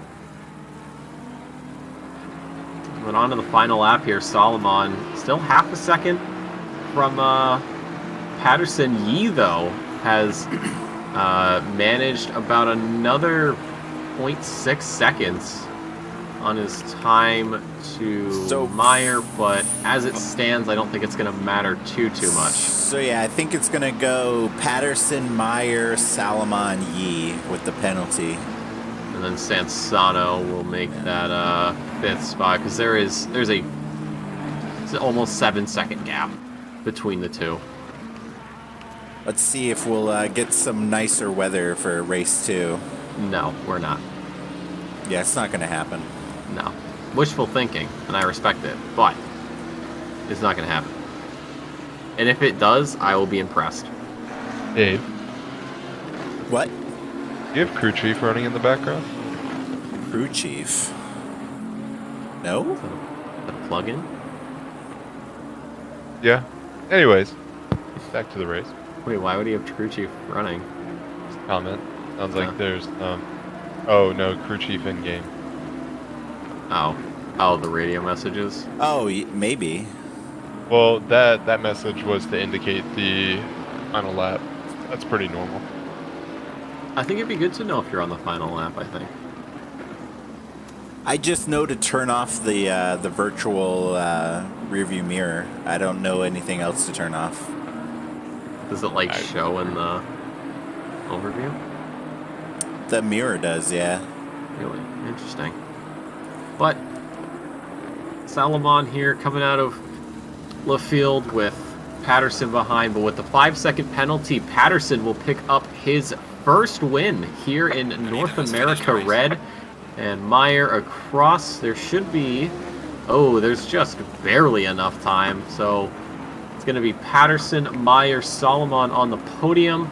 Yee picking up a respectable P4 after quite a disastrous start. Sansano P5, Clark coming across here in 6th, and then we're going to get a whole heap of cars. DeBidden, Burden, Muck still can't pronounce that one. Murdoch with a 5-second, but that's going to be enough of a gap to Gulzar, so it's going to be Murdoch making up that P10 here, Johnson making it 12, and then we've got Lookkiss coming through here, going to get 13th. I don't want to call it, it's not close enough for a move, but Lookkiss making 13, Klinsing 14, and Sneltren 15th, Davis 16th, Maltadini 17th, Giordano 18, Brook 20, and Brook is 19, Sears 20, and the rest of the field will follow suit. So I'd say this is a bit of a cleaner race than North American Blue.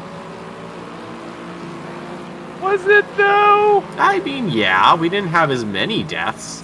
I mean, people died, don't get me wrong. They did indeed die. It does happen. People do that sometimes. So, But I think it was cleaner. can I turn off the crew chief in-game? Like, I'm not running No, the you're third-party good. app. Okay. You're good. Okay. Just There's Todd. There's Todd. Go get him, Todd. You're almost there.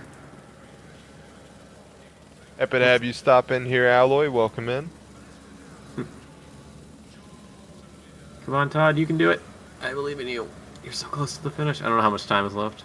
I like how with the countdown timer for like qualifying or a race, it's like, hey, there's like we're gonna actually cut you off 30 seconds before we actually need to. That always annoyed me. But it doesn't matter. File's got enough time to make it to the line. So let's see here. So Patterson does pick up the win, followed by Meyer, and then Salomon getting demoted to P3. Yi making a comeback to Green light. Go, go, go. P4, and then Sansano's going to take that P5 position.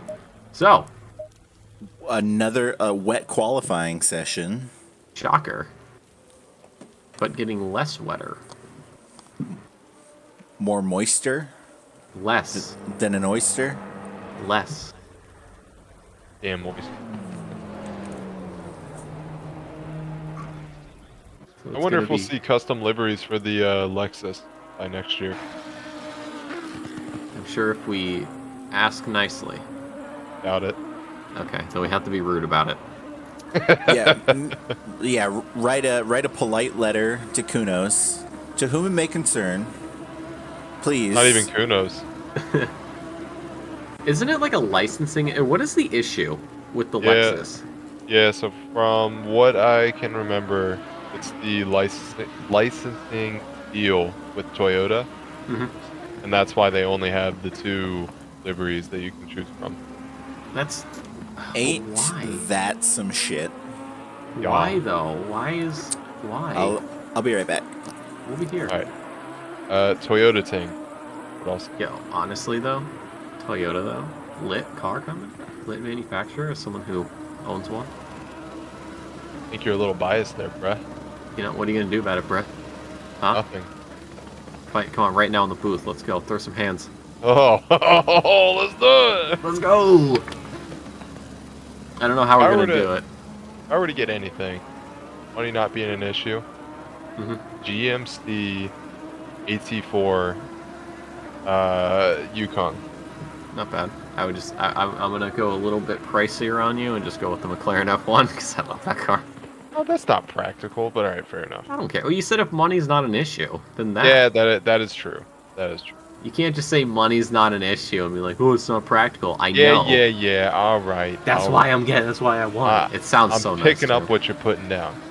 So, one cool experience that you can actually do in person. This company, and we're by no means sponsored or anything. This is just sheer interest. Not yet. But it's called Extreme Experience. Have you heard of that? I have not actually. I don't know if anyone in chat has heard about that either, but you get the chance to go to proper tracks that are all over the states. I think in Canada as well. But anyways, Let's see. you can essentially rent a supercar for 3 laps or more. You have a co-driver in the car. They teach you the track. They tell you where to punch it, brake, turn, and coast, anything like that. You could rent a 911 GT3. They have a McLaren, I think it's a 570S. And then I'm They looking at it have right a now. Corvette C8R. Yeah. Let's see. If I book for June, oh, that's okay. I'm not surprised it's pricey. So you can get a Huracan, a 488, a 911 GT3, Mm-hmm. an R8. You can get a Shelby GT500. You can get a C8 Z51, the good old Nissan GTR Classic. You can get a Charger Hellcat Ride Along. Okay. An Italian Legends pack, or you can drive the whole fleet for an almost insultingly low amount of $2,800. Let's see, which one would I go for? I might go for the Porsche, honestly. Yeah. Yeah, That- probably. That's what That I or thought the Ferrari. initially. That I or think the I would Ferrari. pick the Corvette. Corvette's nice. Yeah, let's see. 0 I to like the 60 in C8 a 3 lot. seconds. Yeah. No, I might go for the Ferrari 488. See, now the thing is, I have to choose where I want to go. Like, do I want to go to Pennsylvania? Not really. Do I want to go to Jersey? No, I don't want to go to Jersey. So it's either Pocono or I might just go to Concord, because if I go to Pocono, I have to go to Pennsylvania. So I might go to Concord. I don't mind that. I can live with that. I like the New Hampshire rides. They're okay. Not bad. Not the worst. Looking at chat, it looks like Virtus is going to do something like that in Vegas. Ooh. If I recall correctly, there's a track out in Vegas that they did the World's Fastest Gamer challenge with. That sounds vaguely familiar. Yeah. I don't know if they did, but I'm not one to know that. That is information outside of my knowledge sphere. But quick update on all of our qualifiers here. We've got Klinsing currently on pole for the reverse, or not the reverse grid, but for everyone below P12 with a 206.4, and then that's going to be followed by Snell Train with a 207.1, and then Briscoe with a 207.2. Geiger also with a 207.2, and then it's going to be Maltadini with a 207.4. So still about 2.5 minutes to go. So there's more than enough time for somebody to potentially snag that spot from Klinsing, but that's going to be the time to beat for now as we close in on the end of qualifying 2 for race 2 in North America Red. I kind of just forget how things work. You know how it is. Sometimes it'd be like that. Yeah, honestly, though, it do sometimes be like that. Snelltren here, coming through Brooklands, through Luffield, so he'll be the next person to set a lap time. So we'll see if he can improve. He is about almost 7/10 back on Klinsing. I don't have the proper view on, so we'll just see. Crosses the line. He does improve to a 206.1.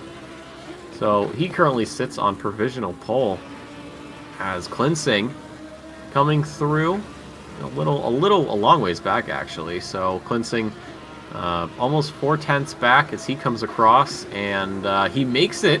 He's not enough to overtake. It's going to be 500, between him and Snell Train. We've got Louis across, who's going to go up to P5 at the moment. And then we got Briscoe, currently sitting with a 207.2. And he's going to stay there. It looks like he's staying in P4. Did he improve? He did. He's now in the 206s with a 206.5. And I think I just saw somebody jump way up. I think it might have been Davis, actually. P3. Klinsing jumped up. He is 500ths away from Snell Train. Yeah, he was behind Snell Train. It was someone else, though, that came through. I thought I saw somebody jump way up. I know that Klinsing was initially on pole position, but now is just 5. Oh, there goes Snell Train. He's off. Okay. I was going to say, he's on a bit of a run right now, and then he's not. He's in the gravel. So we're getting to the end of qualifying. Klinsing goes off, so his qualifying is done with. It's going to be Davis. The only driver out on a lead lap. We got someone else off. Looks like File not going to be, unfortunately not going to set a time, so he's probably going to start from the back here. So on track remaining, Davis, Maltadini, Briscoe, Gold yet to set a time, Geiger, Varnes, Duarte, Lutkis. Looks like Duarte's gone wide, so his qualifying session is going to be over. Beck does not have a time just yet. Sear, Levine, Brook will bring up the rear. So, hopping on here with Davis as he makes the, I'm assuming second to last corner. Yep, he's going to make second to last. He's still got to go through one more as he goes onto the straight here. Currently sitting P3 across the line. It's not going to be an improvement overall. He will improve his time, though, so he's only 800ths back from the pole sitter. Maltadini goes up to 7th here. So Briscoe next up to the line. He will improve and makes it a P5 for him. Gold puts in P11 time, so that's good for him. Varnes gets pole position, though, a 2:05.6. For him, that is almost half a second in front of Sneltran. Lutkis just coming across as a formality. Beck from 25th up to 10. That's a very good time for him. Sear makes it a P12, and then we've got Levine, the only one left on track, and he is going to stay P15. Oh, and right into the wall. There you go. What a way to end it. Dave, welcome back. I know you're there. I am here. Aha, I knew it. I am Dave. I am Dave. I am Dave. I am also Dave. You're Dave. He's Dave. I'm Dave. Are there any other Daves here that I should know about? Oh, damn it. Guys, it's raining. No, well, kind of rain? No, it's rain. That is... Oh, no, it might not be. Ooh. It's drizzling, so... Are the drivers gonna be... They're gonna have to make a decision. Do they start on the wets and then go to slicks through a pit stop, or do they just stay on... Do they stay on slicks and just wait for the track to hopefully dry as everybody sort of clears out the water? Keep the slicks. Drive carefully, because if you put wets on right now, it would be an absolute nightmare. Like Ducky said, it's a dry track under green conditions. So it will grip up, ideally. But yeah, absolutely. Forget that it's spitting. Dries all day.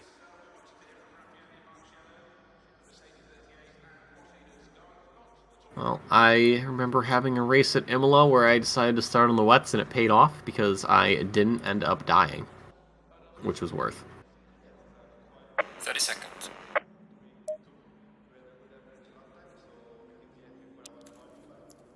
So who's going to call the start? I guess I'll do it. Perhaps. Dry is the only tire you need, says Bryce. Despite watching the past 3 races that have occurred. Hey, you never... maybe he knows something we don't. You never know. The world's a strange place, Ryan. I know that he would have this. a bad time if he had dries in the past 3 races. Well, you know what? Maybe he's trying to psych us out. Full send T1. Yeah, great idea. Good one, JR. But the pace car pulling through, so now the race director is going to start calling up the drivers into their starting positions. So will we see a straight line? Definitely not. No, we will not. That's fair. Yeah, stupid question. I didn't know snails had horns, Pasta Juice. They do. Little known fact. So let's see. The reverse grid is gonna be, if I can figure out how to work this properly. So Colin Johnson will take Close P1. the gap. Followed Close by the gap. close the. Oh, gee, yeah. God, please close the gap, guys. Come on. So why can't I find the safety car? All right, safety car. Obviously P1 always. Safety car, best car. Johnson, Golzar, I'm just gonna keep calling him Muck. I've tried to pronounce that before in the past by myself. I can't. So apologies. And then Bourdon, DeBidden, Clark, Sansano, Ryan Yee, Solomon, Meyer, Patterson. Varn, Sneltron, I believe, will make up that top 12. Unless I miscounted, which is also very possible. No. I know, I've never miscounted before. Never in my life. Wait, the name that you said you couldn't pronounce, was it Makuta? Yeah, that one. Okay. That one's a little outside my skill level. We get So there. I just call him Muck. Cause You got a month. Yeah, I do. I've spent like a good portion of this split just trying to figure it out. I'm sure like I'm gonna wake up one day and that's like the first thing I'm gonna say, and I go, that's how that works. Okay, good to know. But yeah, look at that safety car. What a great in-your-face OOR yellow. A little bit of tire warming. I think my favorite video of like tire warming was it was an F1, you had everybody warm up the tires under safety car, and you just had Kimi just driving straight, not turning the wheel. He knows what he's doing. I'm gonna miss him after this season. It's gonna suck without him around. Yeah. It'll be different. It will be. I think it was funny. Didn't the Alpha engineers forget to connect the drink again during the U.S. Grand Prix? Say again? I think during the U.S. Grand Prix they forgot to connect the drink again. For Perez, but for I could've sworn Perez it was- wasn't working. Oh, I thought Kimi also had it. I don't know. I think I'm just so used to just the line of Kimi having the drink and hearing it so many times that I just assume every time a driver doesn't have the drink, it's gonna be Kimi. Wait, is Kimi done this year? Yeah, this was gonna be his last year in F1. Oh man, that's sad. I know. Think about all the emotions that are gonna be gone from the sport now. I love his interviews. Oh, they're great. He knows what he wants. He's like, you know what? I just need to get this interview over with so I can go drink. But anyways, the drivers here getting ready for the final race of the evening here. North American Red Split Race 2 at Silverstone. Johnson on pole with Gulzar joining him on that front row. Murdoch and Muck making up that second row. Bourdon and DeBidden on third row. As we come up to the opposite start-finish line. Again, we don't get to use that F1 start-finish line. As the drivers slowly creep forward. We are green here for the second round here at Silverstone. Gulzar getting an absolutely amazing jump on Johnson as everybody's getting through cops. More or less, yeah, everyone gets through cops perfectly, but the real challenge is going to be through Maggots and Beckett's. We've got some 3 wide in the background, a little bit of 2s. Everybody making it through. We've got some contact there between a McLaren and an Aston. The Aston getting the worst of it. That appears to be DeBidden, so he's going to fall way down the grid. A lot of drivers going 2 wide here. And we have someone off in the back that's going to be Casey Gold. He got out of that one, and they all come down the hanger straight here, a little 2 wide. Potentially 3 wide into Stowe, though. Gulzar pulling away.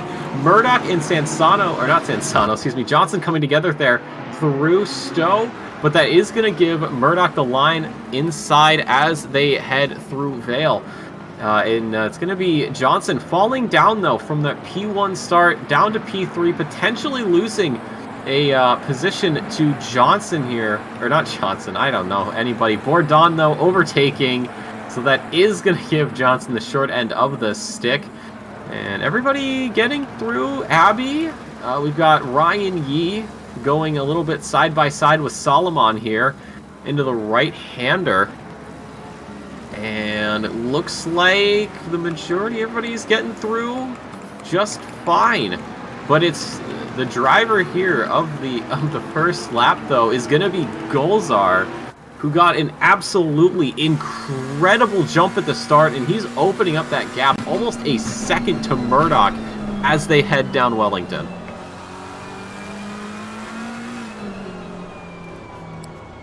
I feel like this is the Gulzar we know and love. Insert the South Park as is tradition. The princess sticks her elbow in the pudding. As is tradition. As is tradition.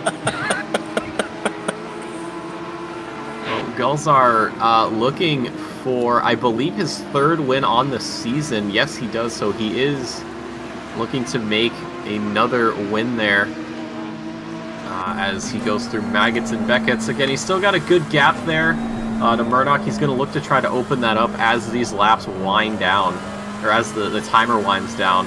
A little bit of 2 wide, almost 3 wide through Maggots and Beckett's. Coming down the Hanger Straight, though, we've got Clark with Solomon in what is probably one of the scariest things I've seen. They are all just packed together, P10. We've got Sneltren almost going into the back of the Audi. They're going to get through, though. Meyer keeping that P8. Patterson looking for a bit of a move, maybe going down the inside. No, he's going to brake a little bit later. Maybe lift off and coast here. We've got Bourdon making a move on Colin Johnson, sorry. That is P3. P4 to P3, yeah.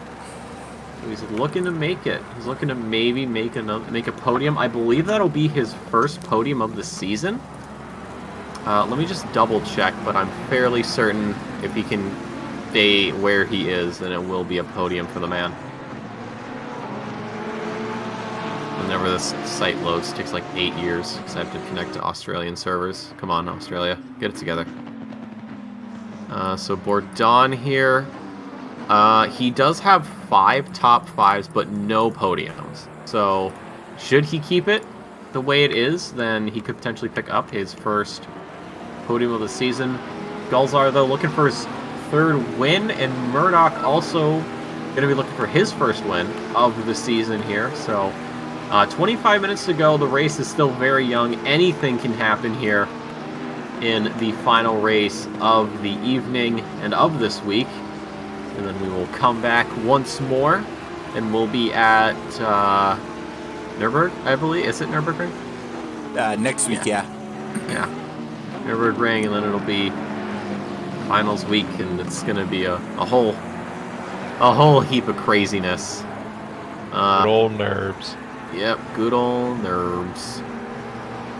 Unless, oh yeah, yep. So it'll be Nürburgring, and then on November 18th, we'll be at Alton Park for the first final, and then we're gonna have a week off. That'll be for Thanksgiving, all of us here in North America. And then December 2nd will be the very last race of the North American Sprint Series. And that'll be at Spa. I didn't know Spa was in Germany. Apparently it is. And the little announcement that the OR account made. Unfortunately, Spa has been moved to Germany, so I don't know if they could pick up a whole track and move it. Matter of territory. They're just claiming the area. So if you look at Belgium, there's a tiny little box that's taken out. It's not Germany. Where have I seen this But before? regardless, so this top 5 that we have right here, Ryan Yee, absolutely deadly. It looks like he is potentially closing in on Colin Johnson with 6/10 away currently. Adrian Bourdon, 3.7 seconds away from Riley Murdoch. Murdoch, 1.2 seconds away from Hamza Gulzar. So Hamza Gulzar is going to have tremendous amounts of clean air. Riley Murdoch has a good amount of clean air as well. Murdoch, absolute beast here. Total weapon, just anywhere on ACC, very quick driver. So Hamza can't necessarily sleep on Murdoch, and we're dealing with fast conditions right now. Not optimal just yet. It's going to stay cloudy, so we could potentially see some optimal conditions in the next 10 minutes. Could help with grip, but we're also going to be dealing with tire wear, and the more battles that we see, the more that they're going to be using their tires. I think it's going to be very, very interesting once the track starts drying, or well, not start drying, but actually gets dry, because as these cars are going off, they're just flicking a little bit more water off of it, getting those racing lines settled in. Let's see, we have somebody off in the back, car 59, Elliot Levine. Perhaps maybe just getting a little bit loose.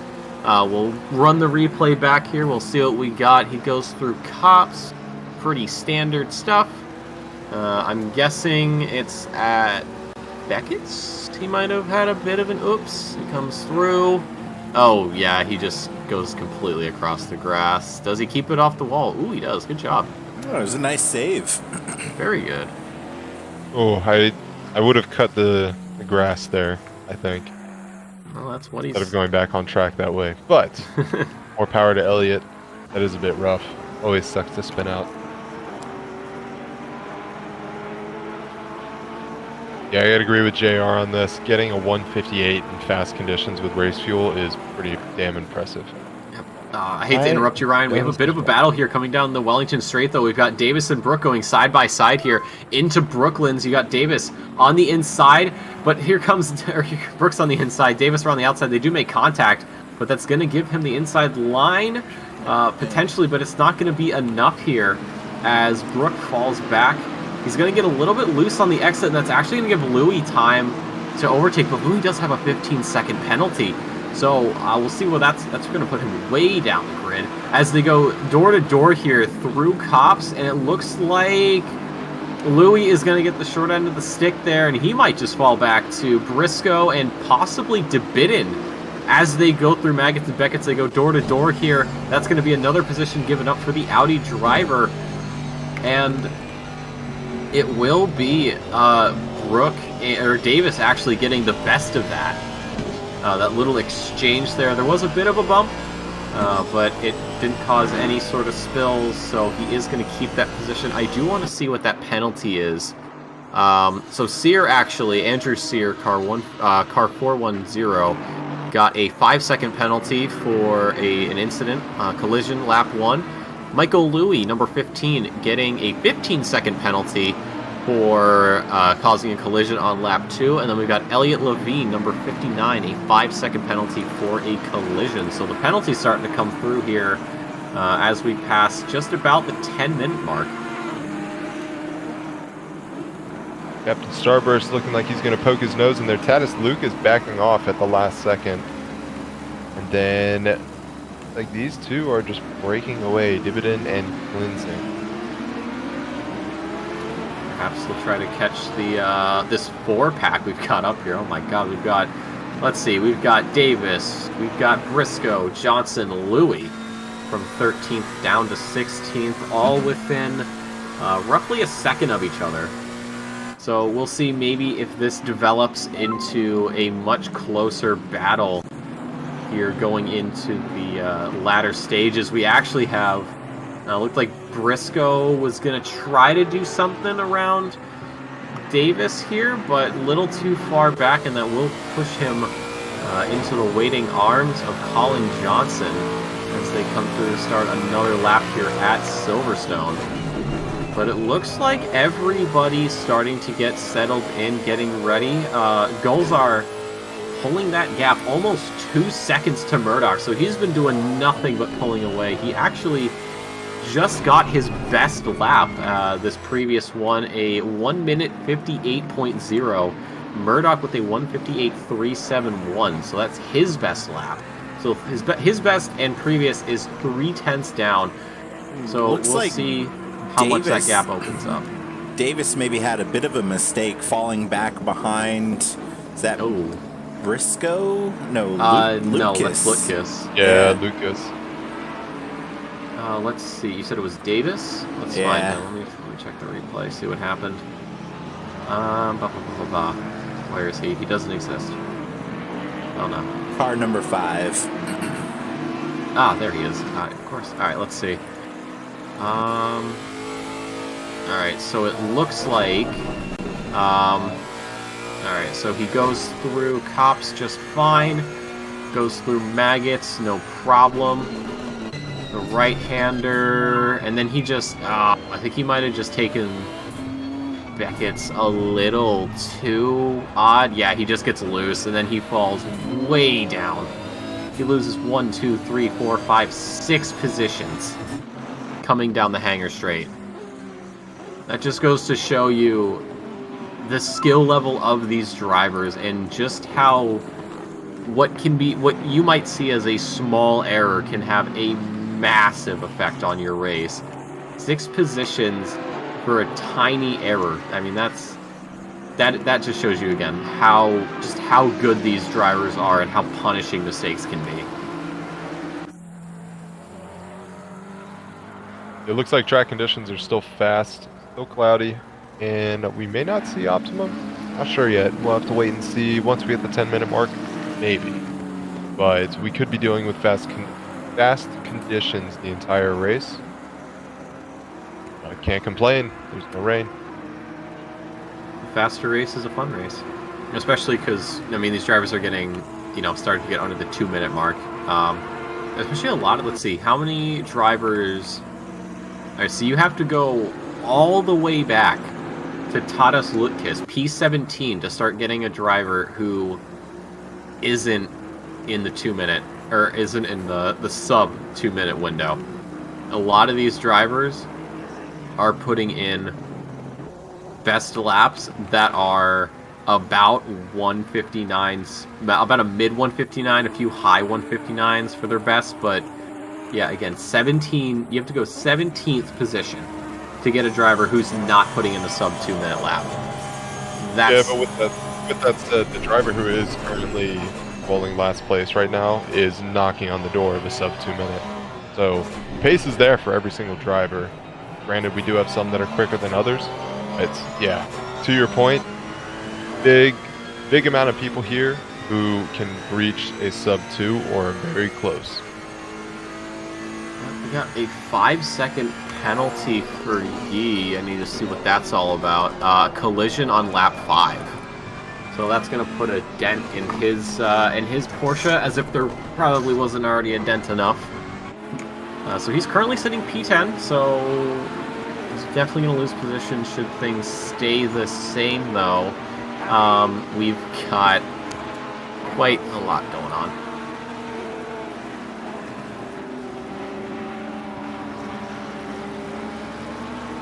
I think everyone just about went wide there out of turn 1.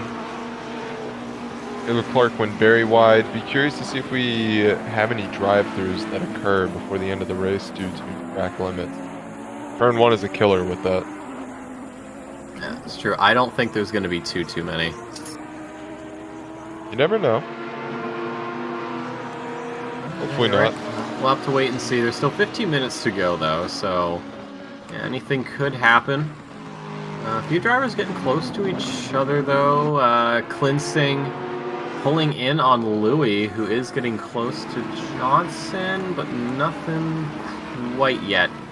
We'll see how that develops. We've got Ryan Yi, Cameron Sansano really close to each other. Taylor Clark trying to get a little bit of a gap to those two drivers. So, you know what, you guys can fight, that's great. I'm just going to keep going. Don't worry about me. And then a few more drivers sticking together, and then we've got the absolute beast that is Gulzar right now. A 3.2 second gap to Murdoch.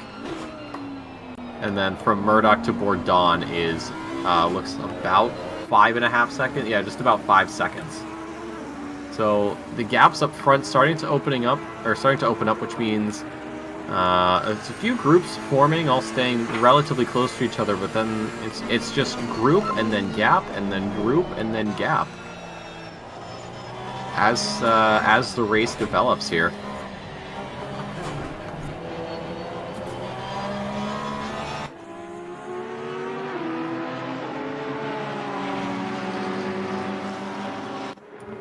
We do have a car off, though. Car 13, Duarte.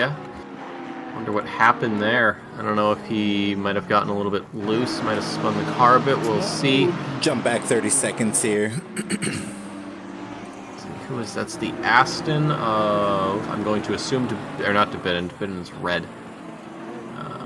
It might have been Maltadini. Oh, bit of a touch. Okay. Yeah, that'll definitely be a penalty. That is a pit maneuver.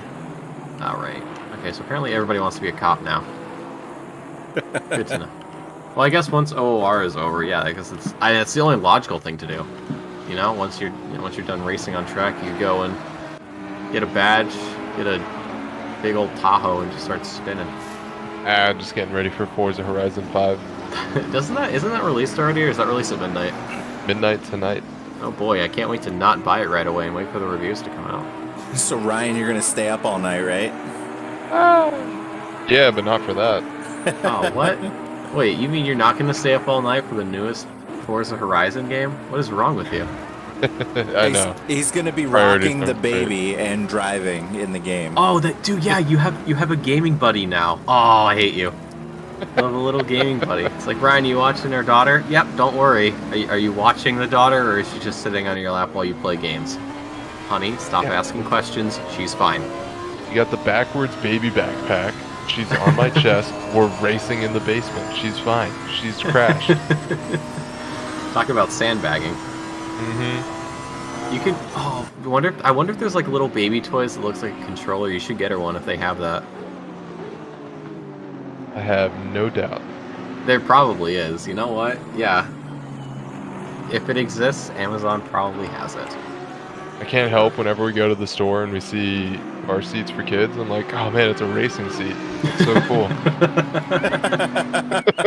Dude, I swear to God, your daughter's gonna get into motorsport because of you, and then she's gonna actually be a driver. That would be the absolute best story. I think that would terrify me. How That'd many be times? funny. How many times does Kate tell you to shut up when you bring up racing seats for the kid? She kind of laughs at me. I think Yes. the laughs have ended. Is it like a pity laugh, or like she's like really like she thinks it's funny? She thinks it's funny, and then she's like, yeah, no. She's never doing that. Aw, Shuts come it down on. immediately. Yeah, nah. Yeah, nah. Yeah, it's a hard nah. Well, maybe someday she'll get her own race seat. It's hard enough to convince the missus for me to take a few laps around in a sports car. So, with that said, we're currently on board with Grant Klinsing, who looks like the leaderboard there is potentially the past when he was behind. No, he got overtaken. He got overtaken by Louis because when Okay, so we are I up swapped to to date. him. Yeah, when I Yeah. swapped to him, he was I think the scoring column said 15. Yeah, that penalty that Louis has is absolutely brutal. 15 seconds. Yep, It'll be hard to causing come back that from. Collision. Oh, we got another penalty coming through here. Tony Giordano, number 57, getting a 10-second penalty for a collision he caused lap 8. So, not the best race for a few of these drivers, but nothing else too serious. Again, outside of that 15-second for Louis, who's still having a little bit of a scrap with Klinsing though. I think at this point he just needs to put his head down and just drive, try to just pull away, because he's gonna lose that spot regardless, and many others. We do see Ryan Yee went door to door with Sansano and does get that position, but because of the penalty he will lose it, and potentially 2 more on top of that. We'll have to see. We are 9 minutes remaining, and we are at optimum track conditions as Andy Meyer getting a bit loose into Stowe, going way, way, way wide into the gravel, in fact. So he's going to lose more ground. That's going to give Muck a bit of a chance to catch up. Patterson, though, does get ahead of him after that mistake. He was rather close behind, but he pulls away. So Andy Meyer going from 5th to 6th, potentially losing that 6th place. Should he mess up more, but Muck is going to have that slipstream, and it is a double Aston, a double McLaren. I'm assuming they might be using the same setup. So we'll have to wait and see if Muck can make up that position, and or if Meyer can hold on though. I mean, he's done a pretty good job so far. There's really no reason to stop, but coming down the Wellington Straight, I don't think he's going to take advantage of the slipstream. I doubt he's going to go for a move, but if he does, no, he's not. Okay, he's going to back out. The way that the car moved there, it makes me question if he had an itch, he sneezed, or something of that nature happened, because it wasn't major at all, and he saved it very easily. Maybe it was both. Maybe he So got he goes both into at the stow, same has a time. massive sneeze, and is like, oh god, alright, I'm back. Stuck the Casually. landing. Yeah. You ever Retains wonder if his that position happens to like somewhat. real life drivers?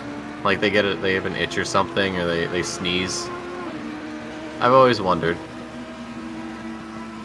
I don't know. We'll have to. You know what? If we ever get a chance, if any of us get a chance to meet a driver, we need to ask them. Be like, hey, listen. If you So have to this- sneeze, what do you do? Do you hold it? Do you like let it out? You know, like what happened? Do you like open the mic and then sneeze just to scare your engineer? Like what's the deal? Maybe they just try to like keep it in and they end up screaming into the helmet.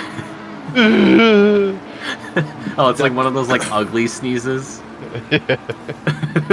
Ducky's got a good point. He's like, imagine sneezing all over the inside of the helmet. Oh They no! don't have the Ripperway visor on the inside. What are you gonna do? You're gonna take the helmet off and wipe it off. I We get- do have, sorry, way in the back. Levine and Gold I think got together, and they're off over at Cops. So we'll see what happened. Oh yeah, I can already tell. Oh yeah. Ooh, just a little bit of something. Shoutouts to Gold though for waiting. Yeah. That's, I always appreciate when people do that. You know, whether I'm seeing somebody do it or somebody does it to me. You know, I mean, and I've also accidentally spun people and I wait for them. It's just a good show of sportsmanship to say, you know what, I made a mistake, I spun you, I'm sorry. I'm not going to take this position away from you. It wouldn't be right. He's a class act. Hell of a guy. Indeed. Sorry, I'm not laughing at that. I'm laughing at what chat just put in. What they Hey say. Fernando, my name is Pasta. I have one question. Do you ever sneeze? Yes, asking the hard-hitting questions. The absolute need to know. Max, my hero, I have waited my whole life. What happens when you have to sneeze? Oh my god.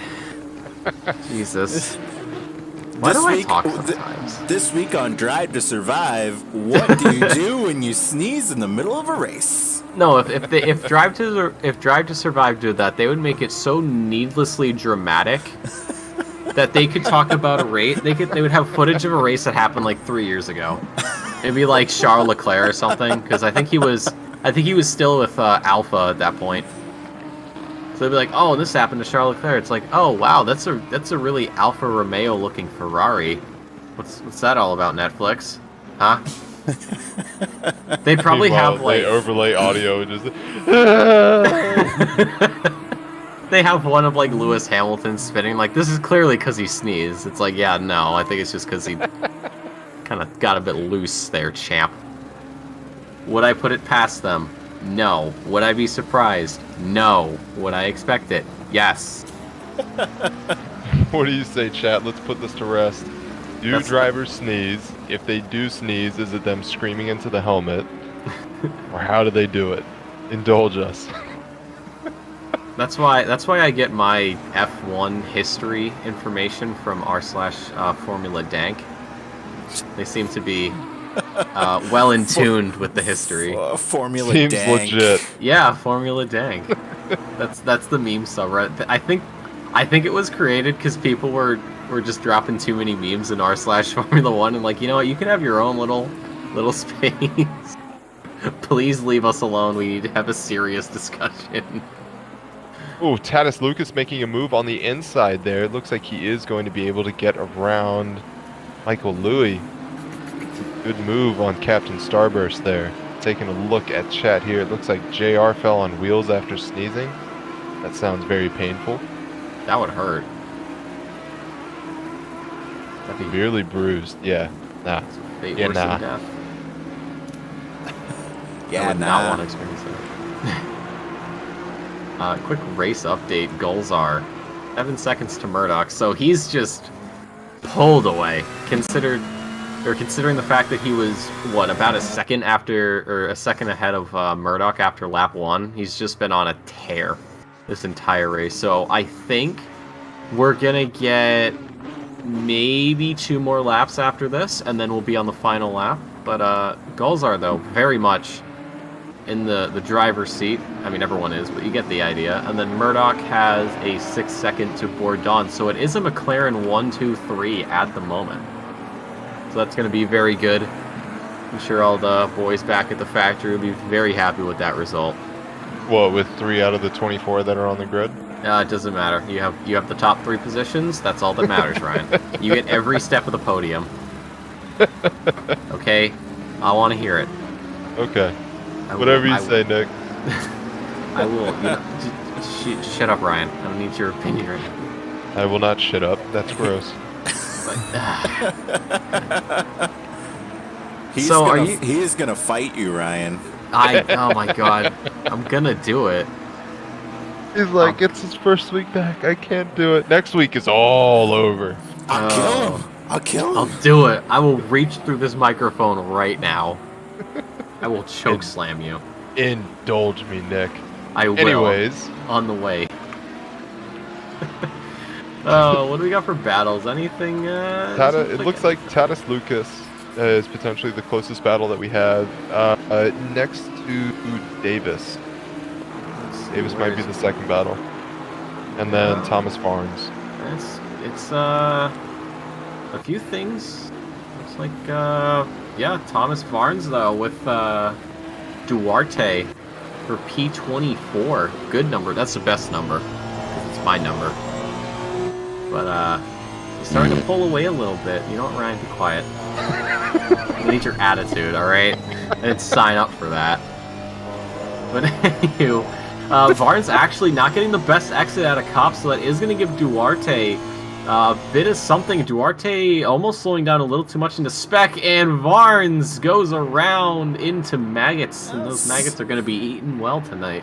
Such sadness. Oh my goodness. And he's going to get out ahead of File, though, so only a couple positions lost for the Honda, Honda. I almost went for Hyundai for some reason. Hyundai. Hyundai, Mitsubishi. I love that bit. Let's see, we got Jaguar, BMW. But we've got Zach Patterson here, actually on the back of Solomon, coming down Wellington Straight once again. And Gulzar making it the final lap here, so Patterson's going to be looking for a move here into the final stages of the race. A little late on his break though, but maybe that's part of the plan, trying to get a better exit, but Solomon, solid way through his turn as they begin their final lap here. So maybe Patterson, if he can get Cops correctly, and get Maggots and Beckett's as well, he may be able to get something on the hanger straight as he goes a little bit wide there. That shouldn't be enough to trigger a track cut, but they go through Maggots and Beckett's here, keeping it clean, keeping it in control. So here we go, onto the hanger straight. I don't think that Patterson is close enough for a slipstream, and if he is, it's going to be one of those things that's just barely enough. Currently about a quarter of a second coming down the straight into Stowe. Not close enough for a move, unfortunately. About half a lap, maybe a little less than half a lap, or a little more than half a lap, about a third to go. Or third gone, 2/3 to go. I can't math, chat. I'm a communications major. But as they come through Club, down towards the Formula 1 start-finish straight, it's going to be close, though. He's going to, if Patterson is going to look for a P4, he's going to have to get some really good move or bank on the fact of Solomon potentially messing up here. Later on the brakes, though, Patterson's getting ready. He's getting ready to try to wind it up here. Just a note here, Gulzar making his way around the final turn, so he's got just a little bit more to go. But that won't really matter. Gulzar will pick up his third win of the season. Murdoch making it onto the podium, and Bourdon, so it's going to be a 1-2-3 for the McLaren team. But Patterson somehow losing time here, and he is way back. He's now 6/10 down from Solomon. He was a quarter of a second, but it's not going to be enough. So Gulzar, Murdoch, Bourdon, Solomon, and Patterson are going to be your top 5, with Meyer coming across for P6, Muck for P7. And then we've got Ryan Yee, who has a 5-second penalty, so he's going to lose that. Potentially go down to P11, maybe even 12. It's now Train coming across the line here. We've got Johnson, Klinsing, Lutkiss, Briscoe. Louis across the line with a 15-second penalty, so he's going to go way down the grid. Giordano also with a 10-second, so he's going to move down too. Sear with a 5-second penalty, so he may only lose 1 position there. Briscoe going to be coming across the line here. Or no, Briscoe, something happened to Briscoe. He is not where he should be. Did he run out of fuel? Oh, he did. No, Maltadini's run out of fuel. Maltadini's run out of fuel, and he is very, very slowly making his way. We see Levine, though, coming around. Maybe Levine will have a change of heart, potentially a situation of the Grinch. No, okay, no, never mind. He doesn't care. It looks like, I can't tell if Briscoe is out of fuel or maybe just crashed and called it a night. But Maltadini will not cross the finish line, will not pass go, will not collect $200.